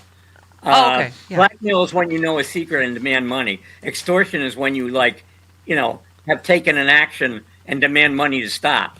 Right. Basically. Yeah. So I think this is extortion. We'll remove our death squads. I thought it was very nice of Thucydides back in 415 BC to describe how the Trump White House is going to do business. Yeah. So Charlie, I guess we're awaiting the fate of Kristi Noem. Is she in the shed with Old Yeller? Do we know? She may be tied to a tree out back, and oh no. No. We're going to the gravel pit later. Can we bring Major back to the White House for one day? Just put him in a room. Yeah. Miller have at it. That's funny. Okay.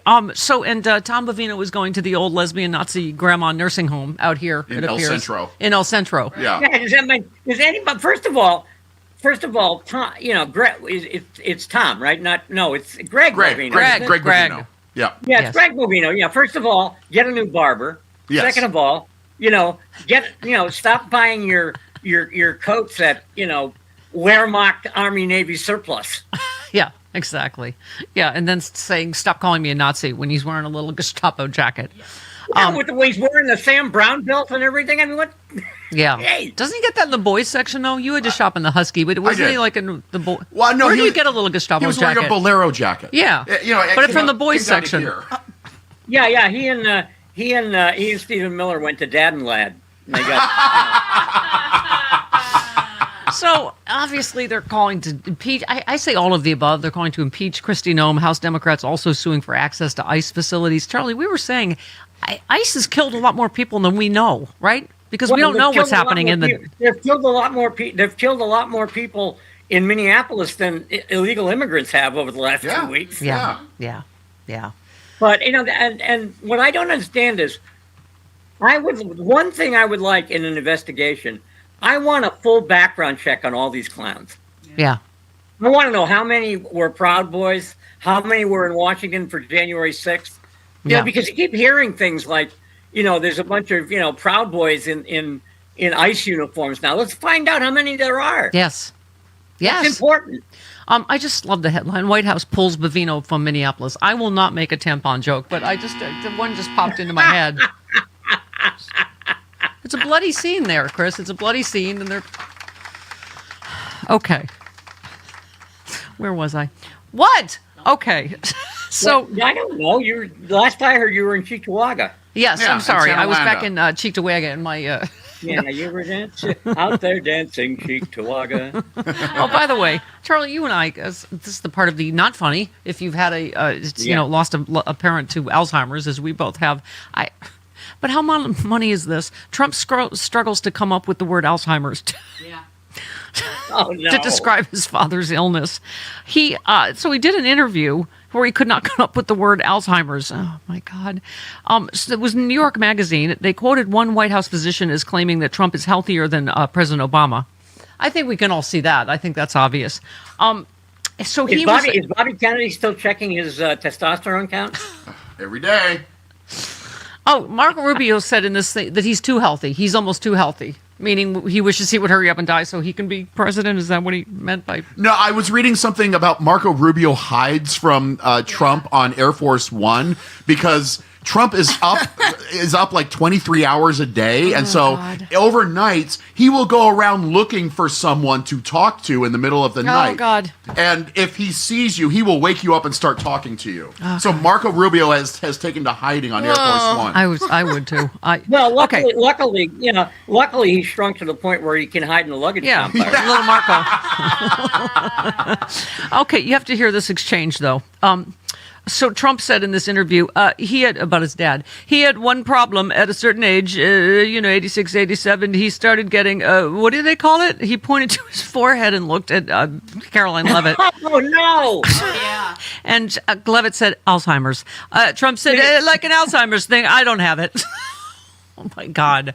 Yeah, I don't have it. I can't remember its name, but I don't have it. Have that thing. That's like a skit, right? You just can't. Okay. Oh, absolutely. I mean, it's we had a very lovely social worker who worked with us when my dad was sick, and she used to say, "Don't be afraid to laugh because some of the things they do are funny." Right. Right. Right. And there are Alzheimer's jokes. Yeah. I mean, you get Alzheimer's, you'll have to buy one mystery novel. And Charlie, I can't say enough about the people that worked in my mom's, nursing home. They were so, and they were so kind. They told me the same thing. One of them told me a great thing. They said, "Don't correct her." Right. I thought this is how, but not the guy with the nuclear codes. This is what's happening. Like, don't correct her because you can't. Take the person as they are now. Right. But that's dangerous. If you correct them, they're not going to remember it anyway, and all they're going to do is get frustrated. Right. So if your father, who used to play defensive tackle for the Vikings, wants to carry a teddy bear around, let him. Yeah. You're being embarrassed. He's not being embarrassed. Yeah, but I'm just saying, how dangerous is that with the guy with the nukes? But anyway. Well, yeah, this is not a condition you should have and be president of the United States. There you go. Also, I think Jon Stewart commented on this as well, because we always support the sports with you as well. he's so disconnected from reality. There's people dying of the cold in winter storms, blood in the streets of Minneapolis, protests and he's talking about the kickoff thing? One day after Alex Pretty was shot, he griped about the NFL's new kickoff rule was not strong, glamorous, and exciting enough for him. He said, I can't watch the new NFL kickoff like many others. I just turn my head. So not at the violence in the streets of America, but the kickoff, which isn't that... Well, I do tend to agree with him on that, but isn't it for the safety of the... By the way, I'm glad we don't have another... Rams Patriots thing, because then we wouldn't be able to talk to each other. Oh, that's right. That's right. No, we could, because I don't care. Anyway, we're like, whose house? Whose? I don't care. Anyway, but the other thing is, isn't that for the safety of the players, right? To avoid high-speed collisions. Yes, ostensibly, yeah, it is. But it's a stupid way to do it, because you've got, the defensive team, the team that's kicking, they all have to stand in a line. Right. Until the guy catches the ball. Right. So you've got nothing going on. See, I supported the sport. I didn't even mean to. All right. I have some more sports. It's very bad television, and that's the only thing that matters for the president. So yeah. And now I have, this is a specialty. Shooting people in the street is very bad television, too. Yes, yes. This is what Alzheimer's intersects with sports that I saved for you, because in all the crazy between Davos and the press conference before that and since then, did you miss this? Sometimes... we can't listen to his voice because we just can't. Right. Yeah. But this whole section from an interview, I don't know if it was an interview or was this one of his the press conference. He said, I was quite the baseball player. You wouldn't believe it. No, probably because, once again, it's not true. Right. But he said his mother, Marianne Trump, told him as a kid, son, you could be a professional baseball player. I said, thanks, Mom. Why are those bars on the windows? Big, beautiful, big, powerful building that loomed over the park, actually. She said, well, people that are very sick are in that building, the big, powerful building that loomed over the park anyway. She said, well, people are very sick are in that building. I said, boy, what? I used to always look at that building, and I'd see the big building, the tall building that loomed over the park, sort of like now that I think was a pretty unfriendly aside, but I'll never forget. I don't know if it's still there because they got rid of most of them. The Democrats in New York, they took them down. The people that live on the streets now, that's why you have a lot of the people in California and other places. They live in the streets. They took the mental institutions down. They're expensive. Oh my God! Oh my God! That was wonderful. That was from the press conference. Yes. Yeah. Okay. Someone said Trump is declining in front of our eyes, rambling, making stuff up, exaggerating, rehearsing his grievances, making the shooting about Renee Good all about him. Her dad loves me. Extraordinary. And also, I would point out that everything you just read, that was one sentence. That was one sentence. He was talking about the mental institution that was over the park where he was a baseball player, and I'm like, literally, is like talking to my mom and like, okay, Mom, let's get you to time for pudding. I'll tell you my Little League story now. My Little League field was down by a medical research lab. In fact, the medical research lab where the birth control pill was invented. Oh, okay. The Worcester Foundation for Experimental Biology, and of course, every like couple of months, they'd have to like cremate all the dead animals they used. Oh. And so my Little League field occasionally was suffused with the aroma of burning monkey flesh. Oh, God, that's sad. It sort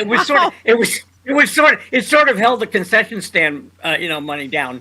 Wow. Yeah, I imagine it would. Beautiful story, Grandpa. Time for your pudding. Thank you. Okay. Thank you very much. And there were bars on the window. And I asked my mother, can I really play baseball? I don't know. It was like the beginning monologue.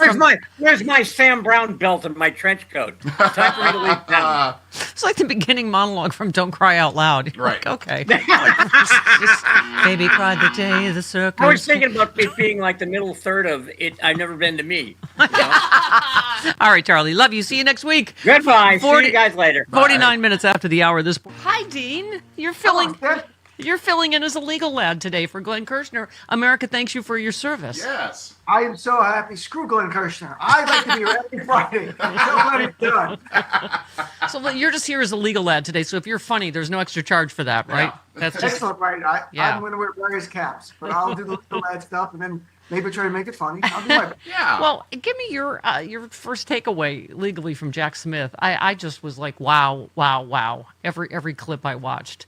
What was That's the legal terms I would use. Wow. Wow. Very good. Look, Jack Smith's an American patriot. Jim Jordan's a traitor. Yeah. And then, but the world we live in, Jack Smith is going to be criminally prosecuted by Donald Trump because he demanded it yesterday. We knew that was coming. And Jim Jordan is the chair of the House Judiciary Committee. The world is upside down, Steph. This is it. I'm mad as hell. I can't take it. Well, you said it. You blue skied that. Jim Jordan should not be the chair of the Judiciary Committee. He should be in prison for his crimes as Trump's top co-conspirator in Congress who worked to overturn the 2020 election. I said that to start the show, Dean. I said the irony of Jack Smith having to explain the crimes to the co-conspirators was kind of unprecedented, wasn't it? It's unbelievable. And I wrote a Substack about it because I wrote about it 2 years ago, 2.5 years ago. I kept writing about it. Jim Jordan in the January 6th report is described as a significant player in Donald Trump's efforts to overturn the election. So it's not me saying put him in jail because I don't like him. I'm saying the evidence is there. There's no member of Congress mentioned more in the January 6th report as being involved in the scheme and the plot than Jim Jordan. And it's not just furthering lies. He was on phone calls, he led planning phone calls to overturn the election on January 6th. He talked to Trump on that day. He talked to Mark Meadows about what to tell Mike Pence to say on January 6th. He is literally a criminal co-conspirator. He was involved in overt activities to further a criminal scheme. That's what makes you a criminal co-conspirator. Jim Jordan should have been charged, and maybe he would have. I mean, Jack Smith testified yesterday. They were considering charging others, but it got shut down, obviously. Maybe Jim Jordan would have been that member of Congress they charged. Yeah, I mean, yeah, absolutely. I just thought he was so concise and clear. He said President Trump was charged because the evidence established he willfully broke the laws, the very laws he took an oath to uphold. Grand juries in 2 separate districts reached this conclusion based on his actions as alleged in the indictments as they returned. Rather than accept his defeat in the election, Trump engaged in a criminal scheme to overturn the results and prevent the lawful transfer of power. After leaving office in January of 21, President Trump illegally classified documents at his Mar-a-Lago social club and repeatedly tried to obstruct justice to conceal his continued retention of those documents. Highly sensitive national security information was held in a ballroom and a bathroom. Our investigation developed beyond a reasonable doubt that President Trump engaged in criminal activity. I mean, even though you and I know it all, Dean, as the hosts and you as a lawyer, it's still just somehow hit me again like a bowling ball. Just that he basically is saying this guy belongs under the prison, not in the White House. And add to that, he was convicted of 34 felonies for cheating in the 2016. Other crimes. These other crimes. And I'm so glad Jack Smith reminded people his job was not just January 6th, but also the classified documents. And Donald Trump was charged with more than 30 counts of violating the Espionage Act. So when people ask, what will Trump do to rig the midterm? What you just went through, plus his crimes in 2016, tell you what he's capable of. He attempted a coup. He incited a terrorist attack. He will violate the Espionage Act. He will falsify business records. He will obstruct justice. All of that is on the table for 2026. And I don't think he'll be with us, but if the devil hasn't called him home, if he tries to stay in office in 2028, these are all the things he will do again. So it's a wake-up call for what we must be prepared for as we head into the midterm election. Sure. Everything's on the table. He will use ICE. He will use Customs Border, anyone. He will use these people to keep him in power. So it's a wake-up call, just to be ready. We're going to be prepared for it. I keep saying that, Dina. We have to keep a spotlight on it, so it'll be hopefully less likely it'll happen. But to your point about, he already posted, I think, during this thing yesterday, right? Yep. Deranged Jack Smith is being decimated before Congress. It was over when they discussed his past failures. He lives in his own delusional reality. So he basically said he proved his point exactly, that he's basically calling up Pam Bondi to prosecute him for what? I don't even know. I'm not even. What you don't even need charges anymore, I guess. The DOJ is Donald Trump's not only his law firm, it's his weapon.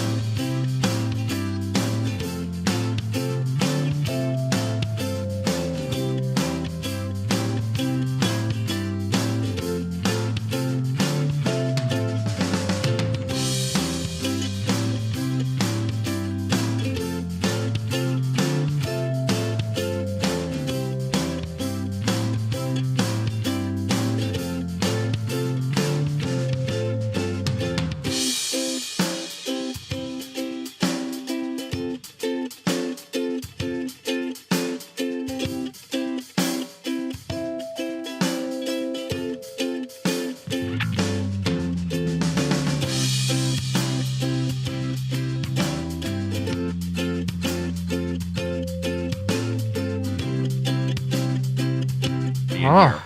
Okay. I don't have any glow sticks, though. Yeah. Okay, Rick Wilson of the it's the Lincoln Project coming up in just a second. Oh, good. It's this is like I feel like I'm back in grade school. Snow day in Lockport. Okay. The transit is not closed. This is from Paula. Transit is not closed. There's a lot of snow and wind. Wind chill is minus 12 degrees. Paula from Lockport. Okay. Yeah. So you're once again giving the traffic report from Lockport. Which was my first job in WLVL Lockport, everybody. That's right. Yeah, we'll snow out there. Transit's still open, everybody. Can get to Cheektowaga 1 in Lackawanna. That was the station where you had the 10 minutes of dead air? Yeah. Yes. I forgot to turn the microphone on. Uh-huh. Yeah. But it was the most brilliant 15 minutes of radio, Bella, ever. Didn't notice? Yeah. I did Linda Blair with the weather, Katharine Hepburn, and the traffic copter. It was a piece de resistance. You didn't get calls from listeners? Nobody was listening. No engineer? No, that's how you know there's no calls. No one even noticed. Oh. No. Okay. Aw, she's so cute. That was my listenership in Lockport. Oh. You had a cricket. You had a cricket. He couldn't listening. reach the phone. Not Christy Nome's dog. No. I think Christy Nome is on her way to the gravel pit. Can we just say? Yeah. Charlie Pierce said, as a liberal helper, I thought it a very good idea. It's just put her in a room with Major, Joe Biden's dog, for a little while, unsupervised. And see who comes out unscathed. Major's a good boy. The Free Press, the right-leaning publication founded by Barry Weiss. Oh, God. Excoriated Christy Nome. Wow. In a new editorial under the headline, Christy Nome's Reckless Lies, they took a wrecking ball to claims the secretary has made about the death of Alex Preddy. Perhaps Republican operatives consider the politics of division as a viable strategy for their party to survive the midterms. If the MAGA base feels threatened, they will enthusiastically vote for pro-Trump lawmakers in November. Even if this were true, it would still be a cynical, sinister, and un-American gambit. As it happens, the evidence suggests it's bad politics, since the administration's deportation tactics, as well as the conduct of its federal agents in Minneapolis, are driving voters away from the president and his party. Kennedy, who's the he's also. I mean, you start to see the writing on the wall that like Christy Nome's going to be the scalp, with hair extensions, a scalp with a lot of hair extensions. Maybe they'll pull the extensions out. Yeah, maybe. Okay, we'll ask Rick Wilson next.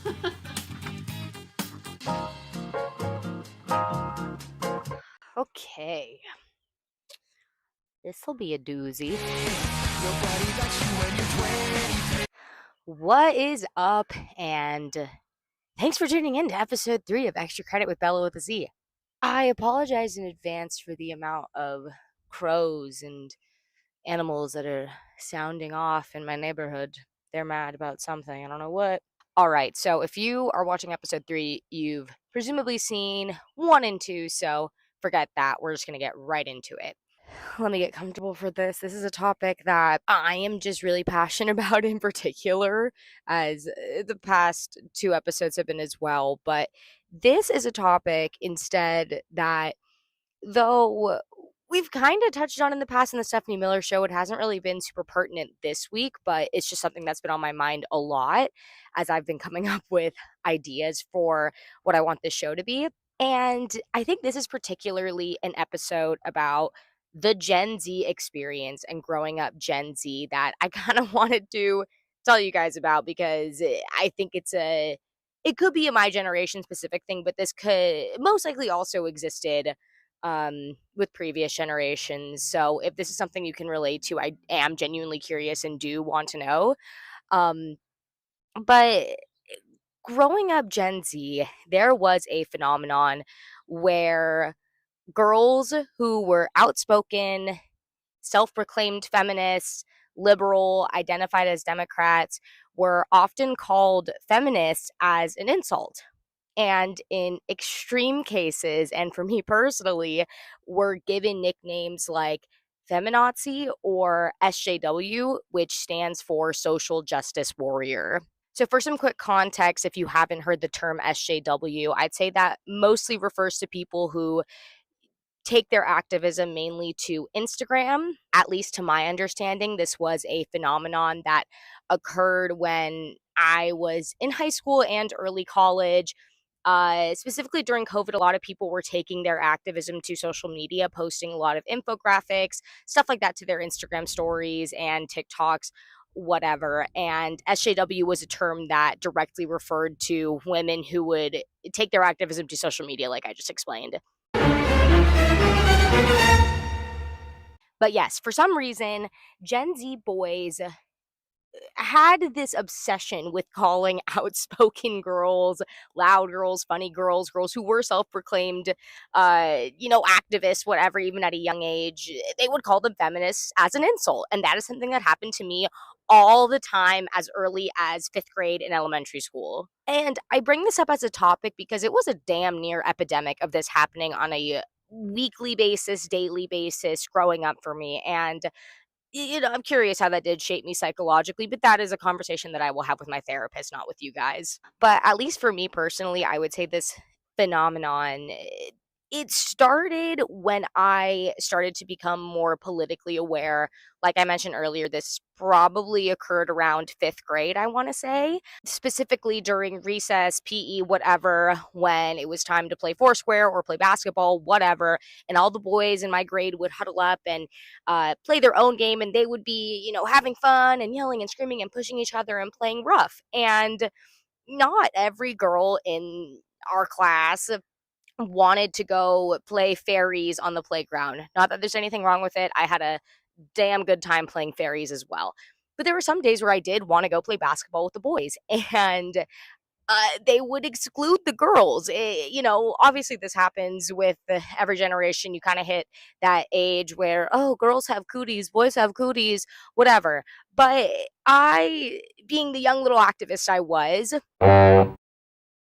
would have a tendency to call them out for their exclusion. And that was the first time I was called a feminist as an insult. They would be like, well, what are you, a feminist? Why do you want to play basketball all of a sudden? Blah, blah, blah, blah, blah. Now, obviously not all of the boys were like that, but I would say about 50% of them would do this. And this isn't something that stopped as a kid. This followed me well into high school, specifically freshman, sophomore year, when, as teenagers, we were deciding if we were interested in sports or theater or whatever. I had a lot of friends who did things like FFA or 4-H, and those kids more often than not would early on start to identify with the Republican Party. And those kids in particular would call me SJW, feminazi, feminist as an insult, whatever. But I did expect that from them. It's to be expected. But the real shocker was my junior and senior years of high school, where you would assume people, boys in particular, would start to mature. But even in spaces like Young Democrats Club, crazy, right? Fucking insane to me. But also spaces like my AP government class, there were a lot of boys who were self-proclaimed Democrats or liberals who would also make fun of girls like me and call us feminists as an insult, SJW, feminazis, whatever, which is so funny to me because obviously you're not, like, for a lot of liberal policies and a lot of liberal ideologies. If you think that young girls becoming politically aware and realizing that equality is an important thing to still fight for is embarrassing, how embarrassing for you? And you might be thinking, oh, that probably stopped in high school, right? Wrong. This continued well into college for me, especially my freshman year when I was meeting people. For those of you who don't know, I went to Chapman University, specifically the film school, but Chapman University is in Orange County. Orange County, California tends to lean more red. I would say that the school I attended, specifically the film school, very liberal, but the entire campus as a whole, I would always refer to it as a purple campus. There was a big mixture of both sides, which at the time, I actually didn't mind because I was able to see other perspectives. I was there during the entirety of the Biden administration, so that was a hoot and a holler as well. But specifically when I was meeting, Gen Z men, other boys my age, and naturally this was coming back from COVID. COVID was still a pretty prevalent issue. We would look at each other's social medias to kind of gauge who we were as people. I think that's just a general nowadays college experience. And when boys would look at my Instagram and scroll through and see pictures of me at protests, which I would do all the time in high school, it would often result in them still calling me an SJW, a social justice warrior. And it was something that I became embarrassed about, which I now find embarrassing to admit that I was once embarrassed to be called that, when in reality it wasn't a bad thing at all to be very open about what I that someone like Kristi Noem just went out right away and basically called, this poor, victim a terrorist, a violent terrorist. That right there is impeachable.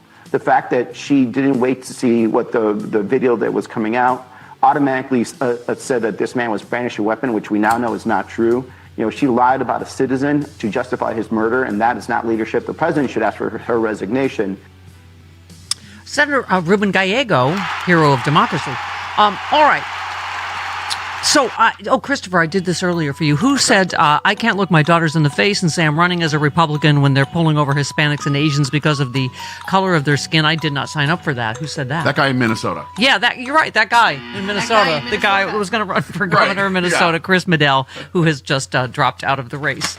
All right. So I've been trying to get this guy forever. Yep. Author of the best title ever, Everything Trump Touches Dies, and Running Against the Devil, best-selling author, former Republican strategist, Lincoln Project's Rick Wilson. Hi, Rick. Hey, how are you, Stephanie? I'm good. Your communications guy saw me on CNN talking about how barking mad Donald Trump is. And he said, loved your appearance. And I said, can I get Rick Wilson? I've been trying to get him forever. So here we are. Let's do it. Nice to meet you. I will, as I keep saying, anybody in my bunker against fascism, I am for. Are you? So I don't know, because are you still a Republican or where? No. Okay. No. Okay. I'm an independent, and good, because I was going to hang up on you. I'm just kidding. Oh no, please. Look, I can't be a part of a party that believes that the Constitution is like a Chinese menu where you pick one from column A and one from column B, and sometimes people have certain rights and other times they don't. I'm sorry, that's just that's like profoundly unconservative what's happening right now. This is statism, it's fascism, it's brutality and violence in the name of the government. Sign me out, as I like to say, for that. Yeah. I wish we had a functioning Republican Party. I think two good political parties would be a good thing for the country, but we don't. Yeah, Michael Steele, who is my good friend, he has literally told me he is the scorpion that will sting me when we get to the other side of the fascist river. So I don't know if you're one of those guys, but I don't care right now. Yeah, we need everybody we can. I think we have to invent something that's pretty different after all this is done. We need a Democratic Party that can work in more of America, and a Republican Party that isn't dedicated to burning it all down in order to give Elon Musk a fucking tax cut. Oh, you can't swear on this show. That's okay. That's okay. See, he is a Republican. He's trying to get me to lose my FCC license. He's stealthy like that. Rick, speaking of your former party, they really are being swallowed by their own hypocrisy on gun rights and everything else now. Oh, yeah. In the Alex Preddy tragedy, you wrote a great piece when ICE opens fire on us that just really broke down your whole view of this, because I know we think we've hit a turning point before, but this does seem to be one of them, doesn't it? I mean, public opinion has turned against him. Once again, he chickens out, as he always does, right? Mm-hmm. Talk a little bit about that. Look, the piece I wrote is, unfortunately, I think, and I'm trying to prepare people, there will come a moment where we have something like a Kent State or worse, because these ICE guys are almost all undisciplined. They lack the training, they lack the judgment, they lack the moral character to be out there confronting American citizens in the streets. And it's not even their mission. They're not wired for this temperamentally or morally. And I really believe we're going to end up with them causing a mass casualty event by our government moving from killing people retail to killing people wholesale. And I think that it's almost inevitable when you have a bunch of armed guys mostly from the Deep South running around in cities who are told by guys like Greg Bovino and Stephen Miller and Thom Hartmann, who's not any better, by the way, folks, right? That Americans who protest them do not have rights and are the enemy. I think we're in for a very ugly moment when that happens, and we got to decide at that moment: are we going to take these Republican officials who have built this machine out of our public lives by blowing out this 2026 election, or are we gonna end up in a much darker place as a country? Yeah, Rick, you said, I beg you to understand this. Everything happening in Minnesota with ICE delights them. This isn't a crisis for them. It's a big shove of the Overton window toward the fascism they now openly crave. I mean, I just had another conversation this weekend with someone about how this isn't my dad and Goldwater's party anymore. I mean, everything you've ever stood for, states, whatever you say, states' rights, big government, small government, none of it, it's all out the window. It's all whatever Trump says today. I mean, I feel like I'm the last priest of a dead religion. My first political boss was George Herbert Walker Bush, who, actually believed in the rule of law and the Constitution. And I had a conversation with a friend of mine who'd worked in the White House with me at the same time back in the late 80s. And he said, do you remember we used to fire people for being rude? Yeah. I was like, yeah, we kind of did. And that we used to consider people who had bad character and were corrupt, like we wouldn't let them get near the president. Yeah. And now that's a feature, not a bug, of what this party and what this administration is today. They are dark, and honestly, the corruption, the financial corruption, would almost be laughable if we weren't also engaged in moral corruption where they're killing American citizens because they choose to exercise their First Amendment rights. Yeah. Yeah, Rick, you part of your piece, you said, here's what MAGA never fully understands. They can launder language all day, but they can't launder video.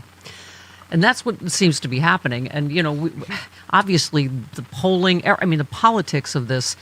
And I was saying what's despicable to me is that's what moves them. It's because, they don't do it because it's the right thing. It's because they get shamed into it and they get, scared of the politics of it. So, now Trump is changing he's going to give us a scalp, probably Kristi Noem, Bavino already. But you're right, they're all the same. They're all interchangeable. It's the evil runs deep in this party now. Unless Stephen Miller is taken out of the equation, we're just talking about a rotating cast of other evil people coming to do the same evil thing. Yeah. Stephen Miller is this sort of wellspring of this whole weird white replacement. We're going to get rid of all those brown people that are here thing, and it's just it's a moment where a lot of elected officials in the Republican Party over the weekend, when this happened, and a lot of their pollsters and consultants especially, understood what was going to happen. Yeah. Because look, the Renee Good shooting was absolutely horrifying and tragic. But the way MAGA was able to tweak that and use it politically was you couldn't quite see where Jonathan Ross was standing on the video. It was a little blurry. You couldn't quite. There was a tiny bit of room for them to lie about it and make a sort of alternate universe. Mm-hmm. With Alex Preddy, you see it from 5 separate angles. He does not have a gun in his hand. He's not threatening them. Yeah. There's 8 of them. They're beating the hell out of him. They've pepper sprayed him. They're clubbing him in the face with a tear gas canister by one of the cops. They take his gun away. You see the other cop with his gun, and then they shoot him between 5 and 8 times in the back. Yeah. And the video is clear, and it's sharp, and it's crisp, and there's not an equivocal interpretation of this. These guys went too far. They murdered another American, and the political backlash is coming. And as you pointed out, Stephanie, his polling numbers on everything are in the gutter. And now on immigration, they're crashing down to where his economic numbers are and his foreign policy numbers are, which are all, by the way, folks, about 20 points or more underwater in the polling. Yeah. He's in terrible shape. And if you take away immigration, it was like the one strong thing he could always rely on. It was the one thing Trump can't fuck that. Oh. God. So sorry. I podcast, guys. Rick, I podcast. I'm so sorry. No. That's Wilson. okay. We totally get it. I think you stopped yourself from saying bastards, which you can say, but don't say that other word again. Not the F word. but those numbers are crashing so fast now that Republicans who were like, okay, we're going to lose the House and maybe we lose 10 seats. And it'll be bad, but we'll still have the Senate. Now they're thinking, oh gosh, we're going to lose the Senate. Yeah. We're going to get blown out. 40 seats are going to go in the House, like 2018 or worse. And it's going to reset the politics in the country of all the things they've invested in, and all these guys who knew exactly what they were doing when they bought into Trump and Trumpism. Yeah. They're going to be carried down under the water with him. Rick, these headlines this morning. Wall Street Journal, New York Post urged Trump to end his immigration crackdown in Minnesota. Trump shifts Minnesota messaging after second deadly shooting sparks backlash. A lot of these people are interested in saving the Republican Party. I am not. I am interested in the Republican Party going into this version of it, going into the dustbin of history. Because my dad, was Republican candidate in '64 and chairman of the RNC, but he was also a Nuremberg prosecutor. And we are, in my opinion, we're underreacting to what's happening now. I could not agree more, Stephanie. I think we are undercounting the damage that has been done to our country. We are underestimating the permanent kind of moral peril we put this country in by normalizing this, and particularly, look, I'm not excusing their unbelievable cruelty and horribleness to folks who are here trying to make a better life. I'm not excusing any of that. But the deployment of these forces with the tactics they're using against American citizens is an outrage that we could not have. I've had people for years say to me something, "Oh, you're exaggerating. Trump's not going to be that bad. The adults in the room will stop him." Yeah. Oh, really? Well, where would those adults be, folks? Where would they be?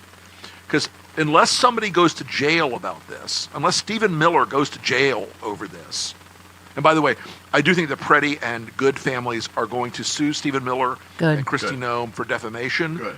And when they do, you don't get to call somebody a terrorist or an assassin from your government job without consequence. Exactly. Yes, thank you. We're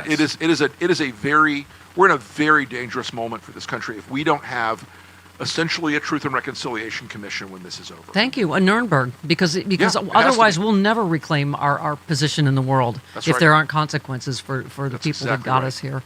I was saying my dear friend Sean Hannity, who I was just on with last Sean month. Has friends?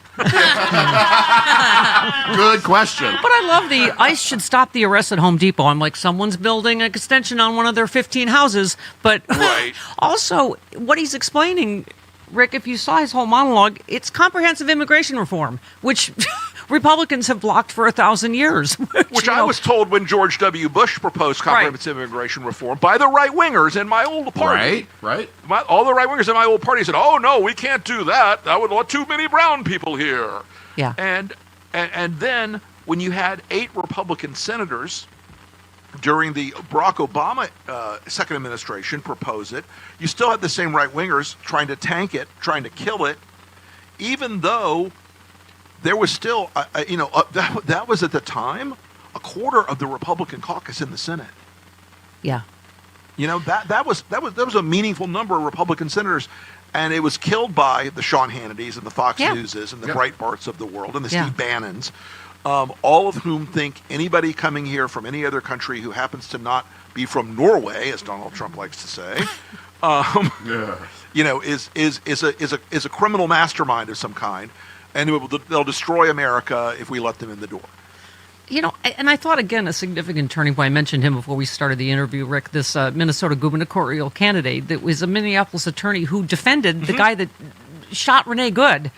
And he said, "I cannot support the National Republicans' stated retribution to the citizens of our state, nor can I count myself a member of a party that would do so." I mean, I maintain you cannot be a decent person and support this Republican Party and this president now. Look, as an old school, as a old school, I'm 62 years old now, so I've been around the block. I've been in politics all my adult life. I tried to convince people for a long time in the beginning of the Trump era, like, you can't do this. This is not what you believe in, and I got a lot of like, okay, it'll all pass. I'm all for moral clarity late than moral clarity never. Yeah. And if he's gonna come out and say, "Listen, I'm not gonna run because of this," that really says something, Stephanie. That really indicates a guy who's thinking this through in a way that isn't trivial.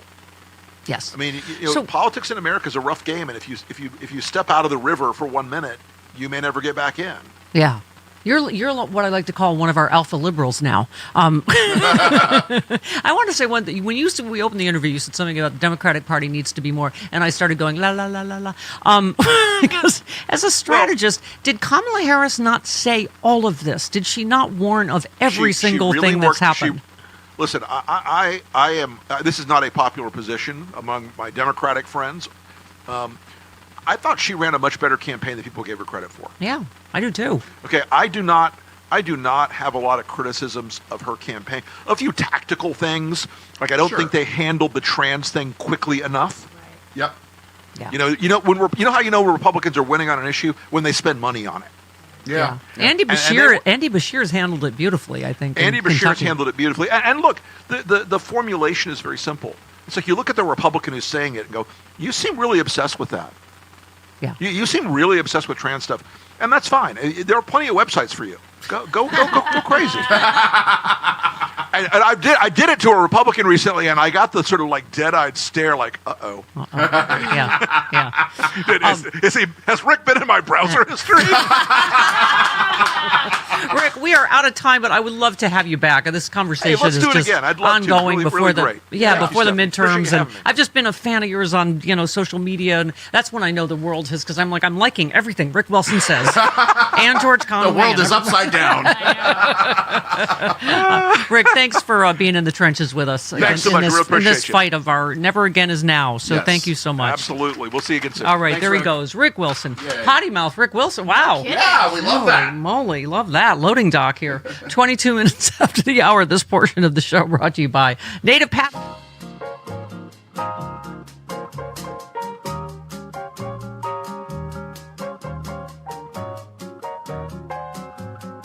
Hi, John Fugelsang. Can you people stop making fun of our president's health, please? Okay? He's not a healthy man. His arteries are listed on the National Register of Clogged Places. He's not doing well. What's his blood type? His blood type is ranch. And his colonoscopy was sponsored by Arby's. We're just worried about the man, okay? All right. His pancreas is trying to secede, folks. Donald Trump's organs are having a group chat without him, if you know what I'm saying. Are you as sexually fluid for Jack Smith as I am this morning? Oh, you want to talk some Jack Smith? Yes, I do. Let's. Oh, I mean, we could have. This guy, those Republicans were like vampires being dragged into sunlight. Was that beautiful yesterday? Yeah. Yes. Oh man. Yeah. Next to Matt Gaetz as our Attorney General. That's the best thing I could have had on my TV this week. Yeah, it's amazing. And Trump, can we just give Trump some credit? We talk about how feeble he is. He's engaged in 3 cover-ups at the same time right now. Yes. They are covering up the Epstein files, breaking the law every single day since December 19th, as Dino pointed out. They're also covering up the murder of an American citizen in Minneapolis, and Donald Trump sued to keep the evidence in his own case with Jack Smith from coming out. Trump is not claiming innocence. Yeah. He's claiming privacy. He's claiming privacy to keep the evidence of his crimes private. Yeah. Because privacy matters unless you're a woman with a body or a migrant.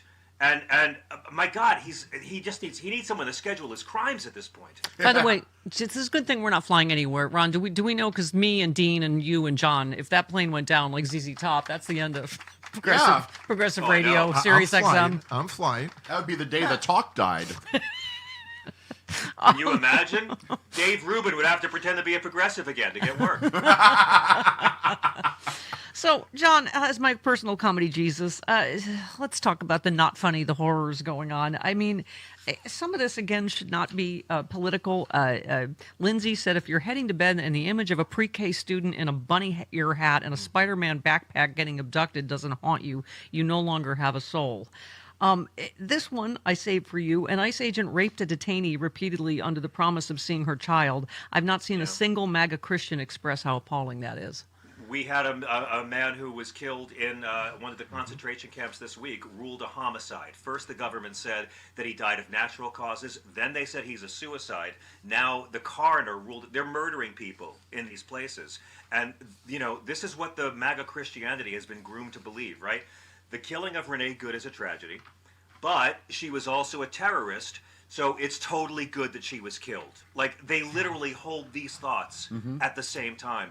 And I'm so inspired by the folks who went into that church in St. Paul this week, and the Republicans have flipped out more over a protest in a church against human rights abuses than they've ever flipped out about human rights abuses. I'm sure you guys have talked about it. And but the Jesus, go pastor ahead. apparently was an ICE official, John. And as you say, what ICE is doing is completely antithetical to the Bible, to the number one commandment, welcome the stranger. So they have every right to protest what's being done in the name of God, right? Oh, yeah. But think about it. ICE has been doing the exact thing Christians have always said atheists would do. They're terrorizing people in houses of worship. There's arrests on church property. They're waving guns and firing pepper balls at clergy. Refugee families detained on their way to prayer. And we've seen pastors literally tell the congregants, please don't come to church. It isn't safe. Let that sink in. Yeah. The Republican Party has made church unsafe. Yeah. And so these protesters go into this church, no violence, no vandalism, nobody gets hurt, and now they're screaming about desecration, and it's like Jesus literally disrupted worship services, overturned tables, shut down exploitation systems, publicly humiliated clergy who were hypocrites. This is not sacrilege in St. Paul. This was Orthodox Jesus behavior. This is what Christianity was supposed to be. I love what they did. Jesus flipped a table. ICE is going to get a little bit worse. And thou shalt not bear false witnesses in there somewhere, correct? Yeah, in the Old Testament, yeah. Well, Jesus says the same thing. He says, say yes for yes, no for no. Jesus says, don't lie. Bovino said yesterday, this was on News Nation? On TV. News Nation, yes. He said, with those inner city residents, what we're seeing is fantastic. With those euphemisms. Code, dog Yeah. whistle. What we're seeing is fantastic public support. Here in Minneapolis, a lot of thumbs up and a lot of good jobs. Now, a lot of it is under their breath because they're afraid of that 5 or 10% agitators or rioters.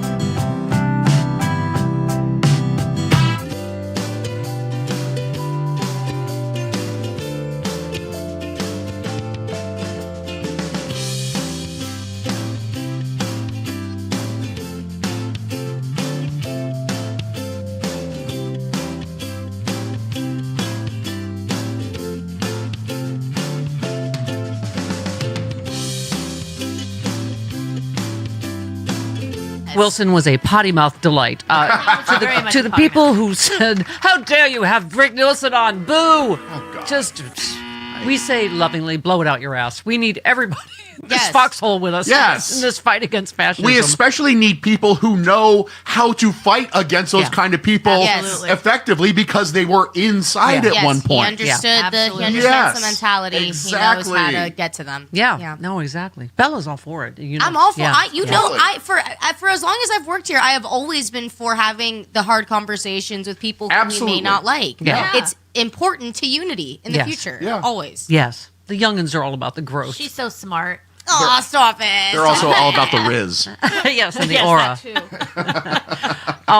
He wrote a great piece when ICE opens fire on us. He said there's a moment in every country's descent where the brutal men in fearsome uniforms and tall boots stop shoving and start shooting. We are at that moment. Yep. The body of Alex Preddy is still in a morgue today, still on a cold slab. His remains torn by 5 rounds fired in his back by ICE agents, drunk on the heady power of brutality and the promise of absolute immunity. And we've linked to his stuff, but I urge you to read it. It's just because we're all in however we got here, and people are like, oh, he's part of why we're here. We're all here now, and it's how we get out of here. 29 minutes after the hour. All right, guys, I am not saying that every job deserves to make over $100,000 a year, but what I am saying is every job deserves to provide you with the opportunity to start a life. Unfortunately, not everyone agrees. Not every wage is designed to be a livable wage. That was a Republican congressman right there who sees fit to tell you that some jobs do not deserve a living wage. Here's the deal. If you are open during school hours, You are not intending to have your operation run by children, which means adults who are trying to live a life are going to have to facilitate your profit-making industry. If you are expecting adults to work a 40-hour week at your job, then you best be allowing them the ability to at least afford rent and food. There was a time when this wasn't a controversial statement, and I'd love to get back to that. We talked about this much more in depth on Thursday. Go give it a listen. Hi everybody, this is Bob Circosta, and it's time for another Bob's Best Buys. And today, we're talking about pain, something we can all relate to, right? Whether it be stiff joints, sore knees, or those everyday aches and pains. Well, now there's a way to help control the pain, and it's called Artrex, a cream that works. From the team at BioVed, Artrex is activated by Ayurveda, an ingredient that's been around for 5,000 years. It focuses on natural wellness, promoting circulation, and helping to fight inflammation. It's plant-based and absorbs fast. And just for listening right now, BioVed has put together a special package you won't find anywhere else. Go to biovedproducts.com/Bob. That's biovedproducts.com/Bob. Isn't it time to feel better, move better, and live better? Now you can with Artrex. Okay, Democrats, we have to have a serious conversation here. I got to be excited for 2 days since Election Day, and already it feels like we're back at the point where progressives are no longer welcome within the Democratic Party. Look at this. Look at this right here. Look at Pete Buttigieg. Look what he's saying. He is congratulating 2 of the 3 winners, noticeably leaving somebody out of the conversation. Look at this. Look at this over here. Cory Booker doing the exact same thing.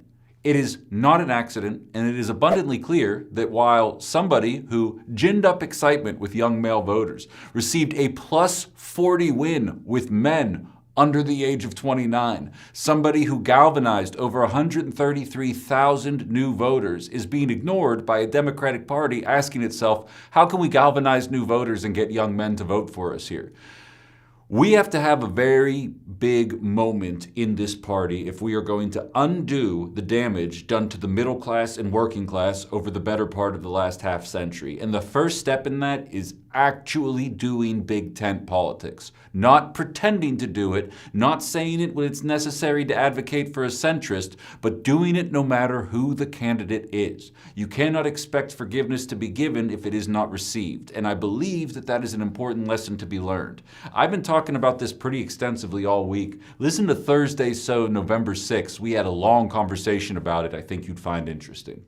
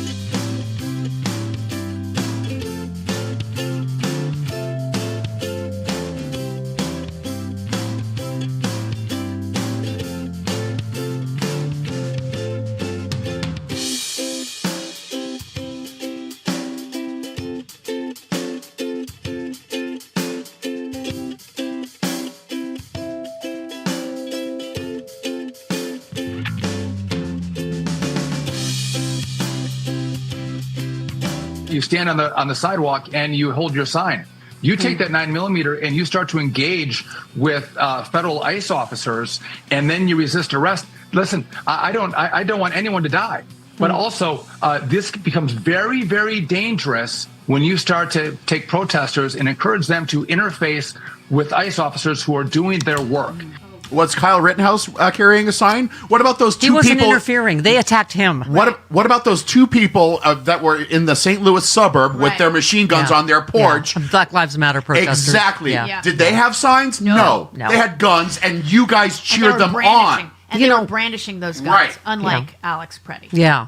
I was reading more of Rick Wilson's piece, and I think, Chris, you make a good point that it's good to hear from people on that side that have been in that complex, and you know what I mean, because this is what we're fighting against. And I've been inside that whole complex before. I've been in that family unit. Yes. So, but he just, when he talks about where we are, and again, how we got here, and what his responsibility, or George Conway, or that's a billion years ago. Like, we are literally soaking in fascism now. So now it's how we get out. And I will take anybody in the foxhole next to me that's willing to help get my America back, so we can argue about ordinary issues Normal again, stuff, like taxes. Yeah, I mean, and our taxes not being used to execute ourselves. Right. Just I don't know. I just personal thing I'm against. I know it's crazy. Hi, here's my tax dollars. Might you execute me in the street? Thank you. He writes, in America, our elite media and political classes have for a decade pretended that this moment is always someone else's problem, some faraway place with a theocracy, a junta, or a strong man whose portrait hangs in every home and building like a warning label. But the last few weeks have been a case study in what happens when a government decides the Constitution is an annoying speed bump and the citizenry is a crowd control problem. People of goodwill talk about de-escalation and easing tensions and about bringing the pot down from an imminent boil to a simmer. They are fools. He said, I beg you to understand everything happening in Minnesota. He was saying they want this. This is what I was saying. Absolutely. They initially thought this was helping them. Yep. These videos we're all abhorred by. They thought, oh, this is red meat for Fox. This is playing great. Well, they were using them as videos to recruit people to be Thank in you. ICE. Yeah. To do this. Yeah. Right. So he just, it's a long piece. I'm not going to, but you should go read it. But he just said even the Fox News audience is forced to witness the terror. They've been hoping for a good versus liberal storyline to feed their media machine. Another moment for a giggly Jesse Waters to caper about liberal wine moms. The live feed shows that the audience, the 3 brutal moments before the killing, before a chipper host says, well, it looks like our brave ICE agents are under attack. We'll be right back. It wasn't a distant battlefield or a regressive regime or another continent. It was Nicollet Avenue. It was Minneapolis. It was America. So that's what we're saying is even so Fox and Friends at least are backpedaling furiously this morning because Trump's backpedaling.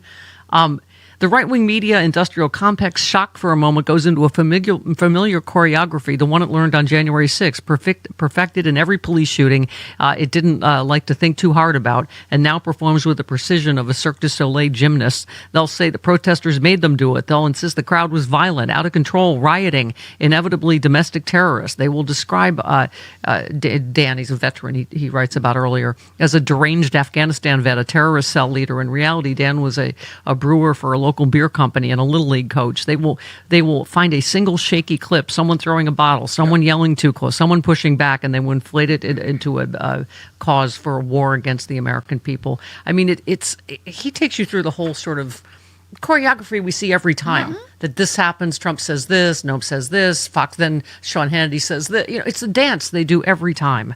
And he said, here's what MAGA never fully understands. They can launder language all day, but they can't launder video.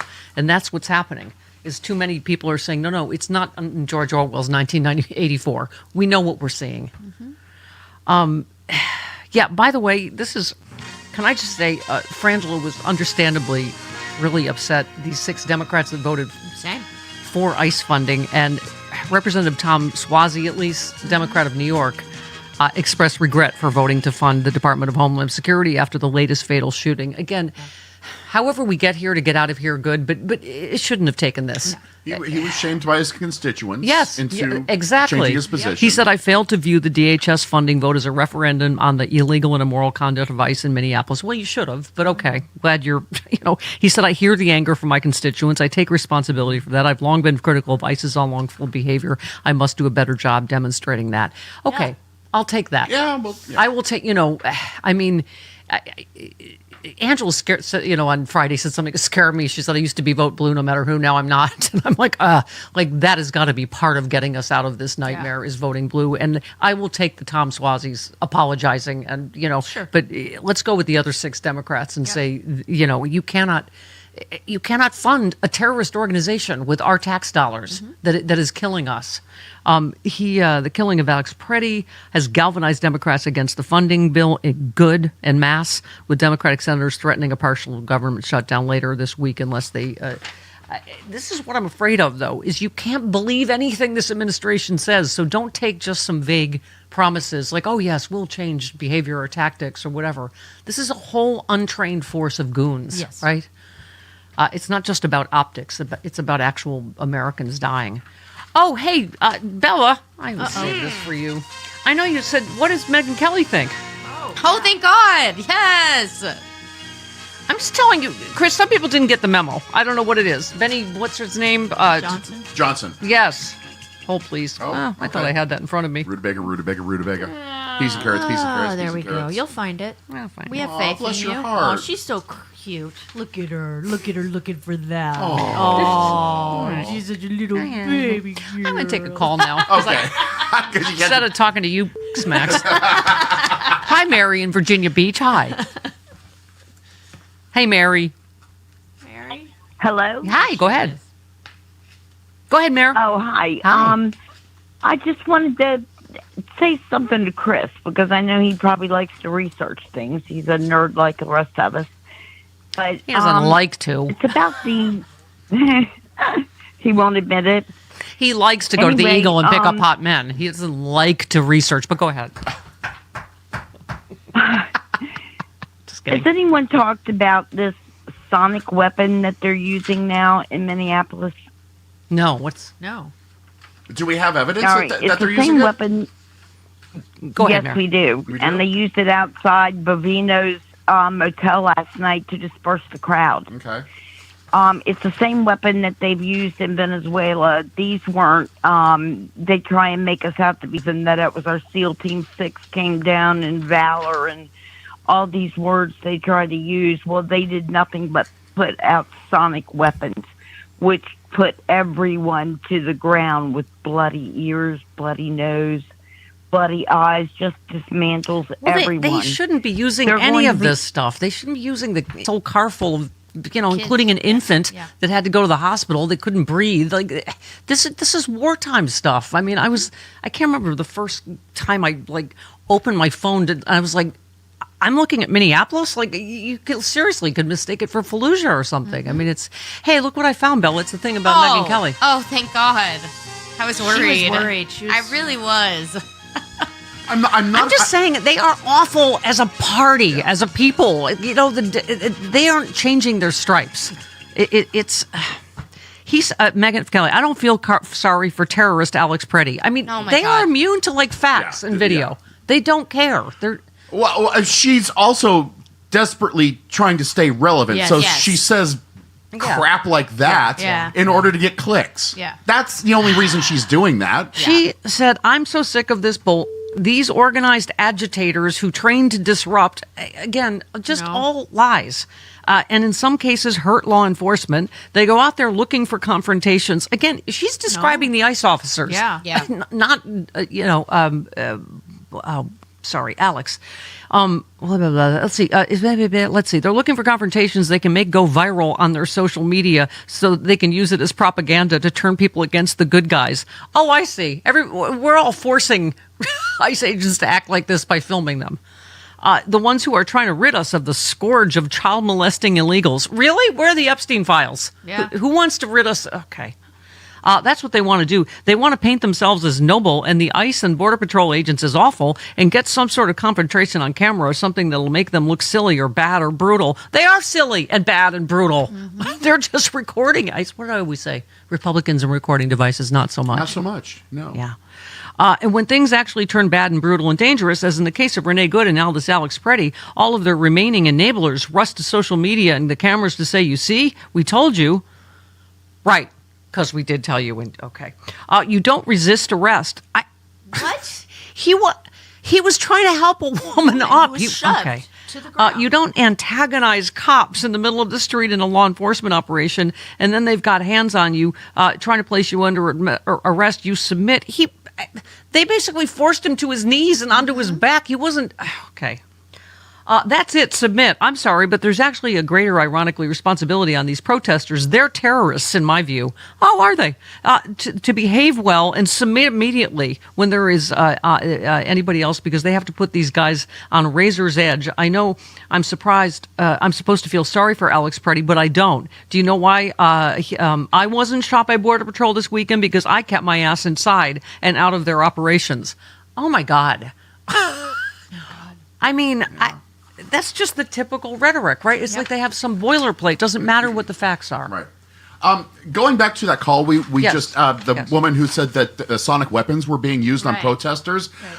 I'm not finding any evidence of that. I'm seeing a lot of Facebook posts saying that sonic weapons are being used. I'm seeing a couple of Reddit posts. Yeah. I'm not seeing. Is it sonic? It's the sound. It's a sound. Yeah. It like conceivably aims. Sounds. Yeah, I have those for coyotes. I have no idea. I have no idea if they work. It aims sound waves at people to try and get them to disperse. I'm not seeing any concrete evidence that this administration is using those weapons on protesters. I'm seeing Facebook posts. I'm seeing Reddit posts. I'm not seeing any real. Okay, they remain awful. This entire administration. Yes. Mm-hmm. By the way, those things they're not sonic. They emit a frequency that only coyotes can hear. So you would have no way if that works, or you've just wasted your money. Obviously, coyotes can't hear it because I've seen them right go up in your the street. front door. Well, that was a waste, wasn't it? Because I think your dogs would hear them too. Yeah. So. No, it's supposed to only be right. They're well, related. that's what they told you. And this is why Donald Trump was president, because I bought things that somebody told me to. Coyotes and you dogs still have are blinking eyes. Yeah, you do. Oh, that was my last girlfriend. That was her idea. It's their little plastic. They look like Halloween things with red eyes that blink that are supposed to scare coyotes away. I think the coyotes laugh. These ones might be too smart for all your tricks and doohickeys. These are city coyotes. Yeah, they're city trash coyotes. Yeah, exactly. City slickers. Oh wait.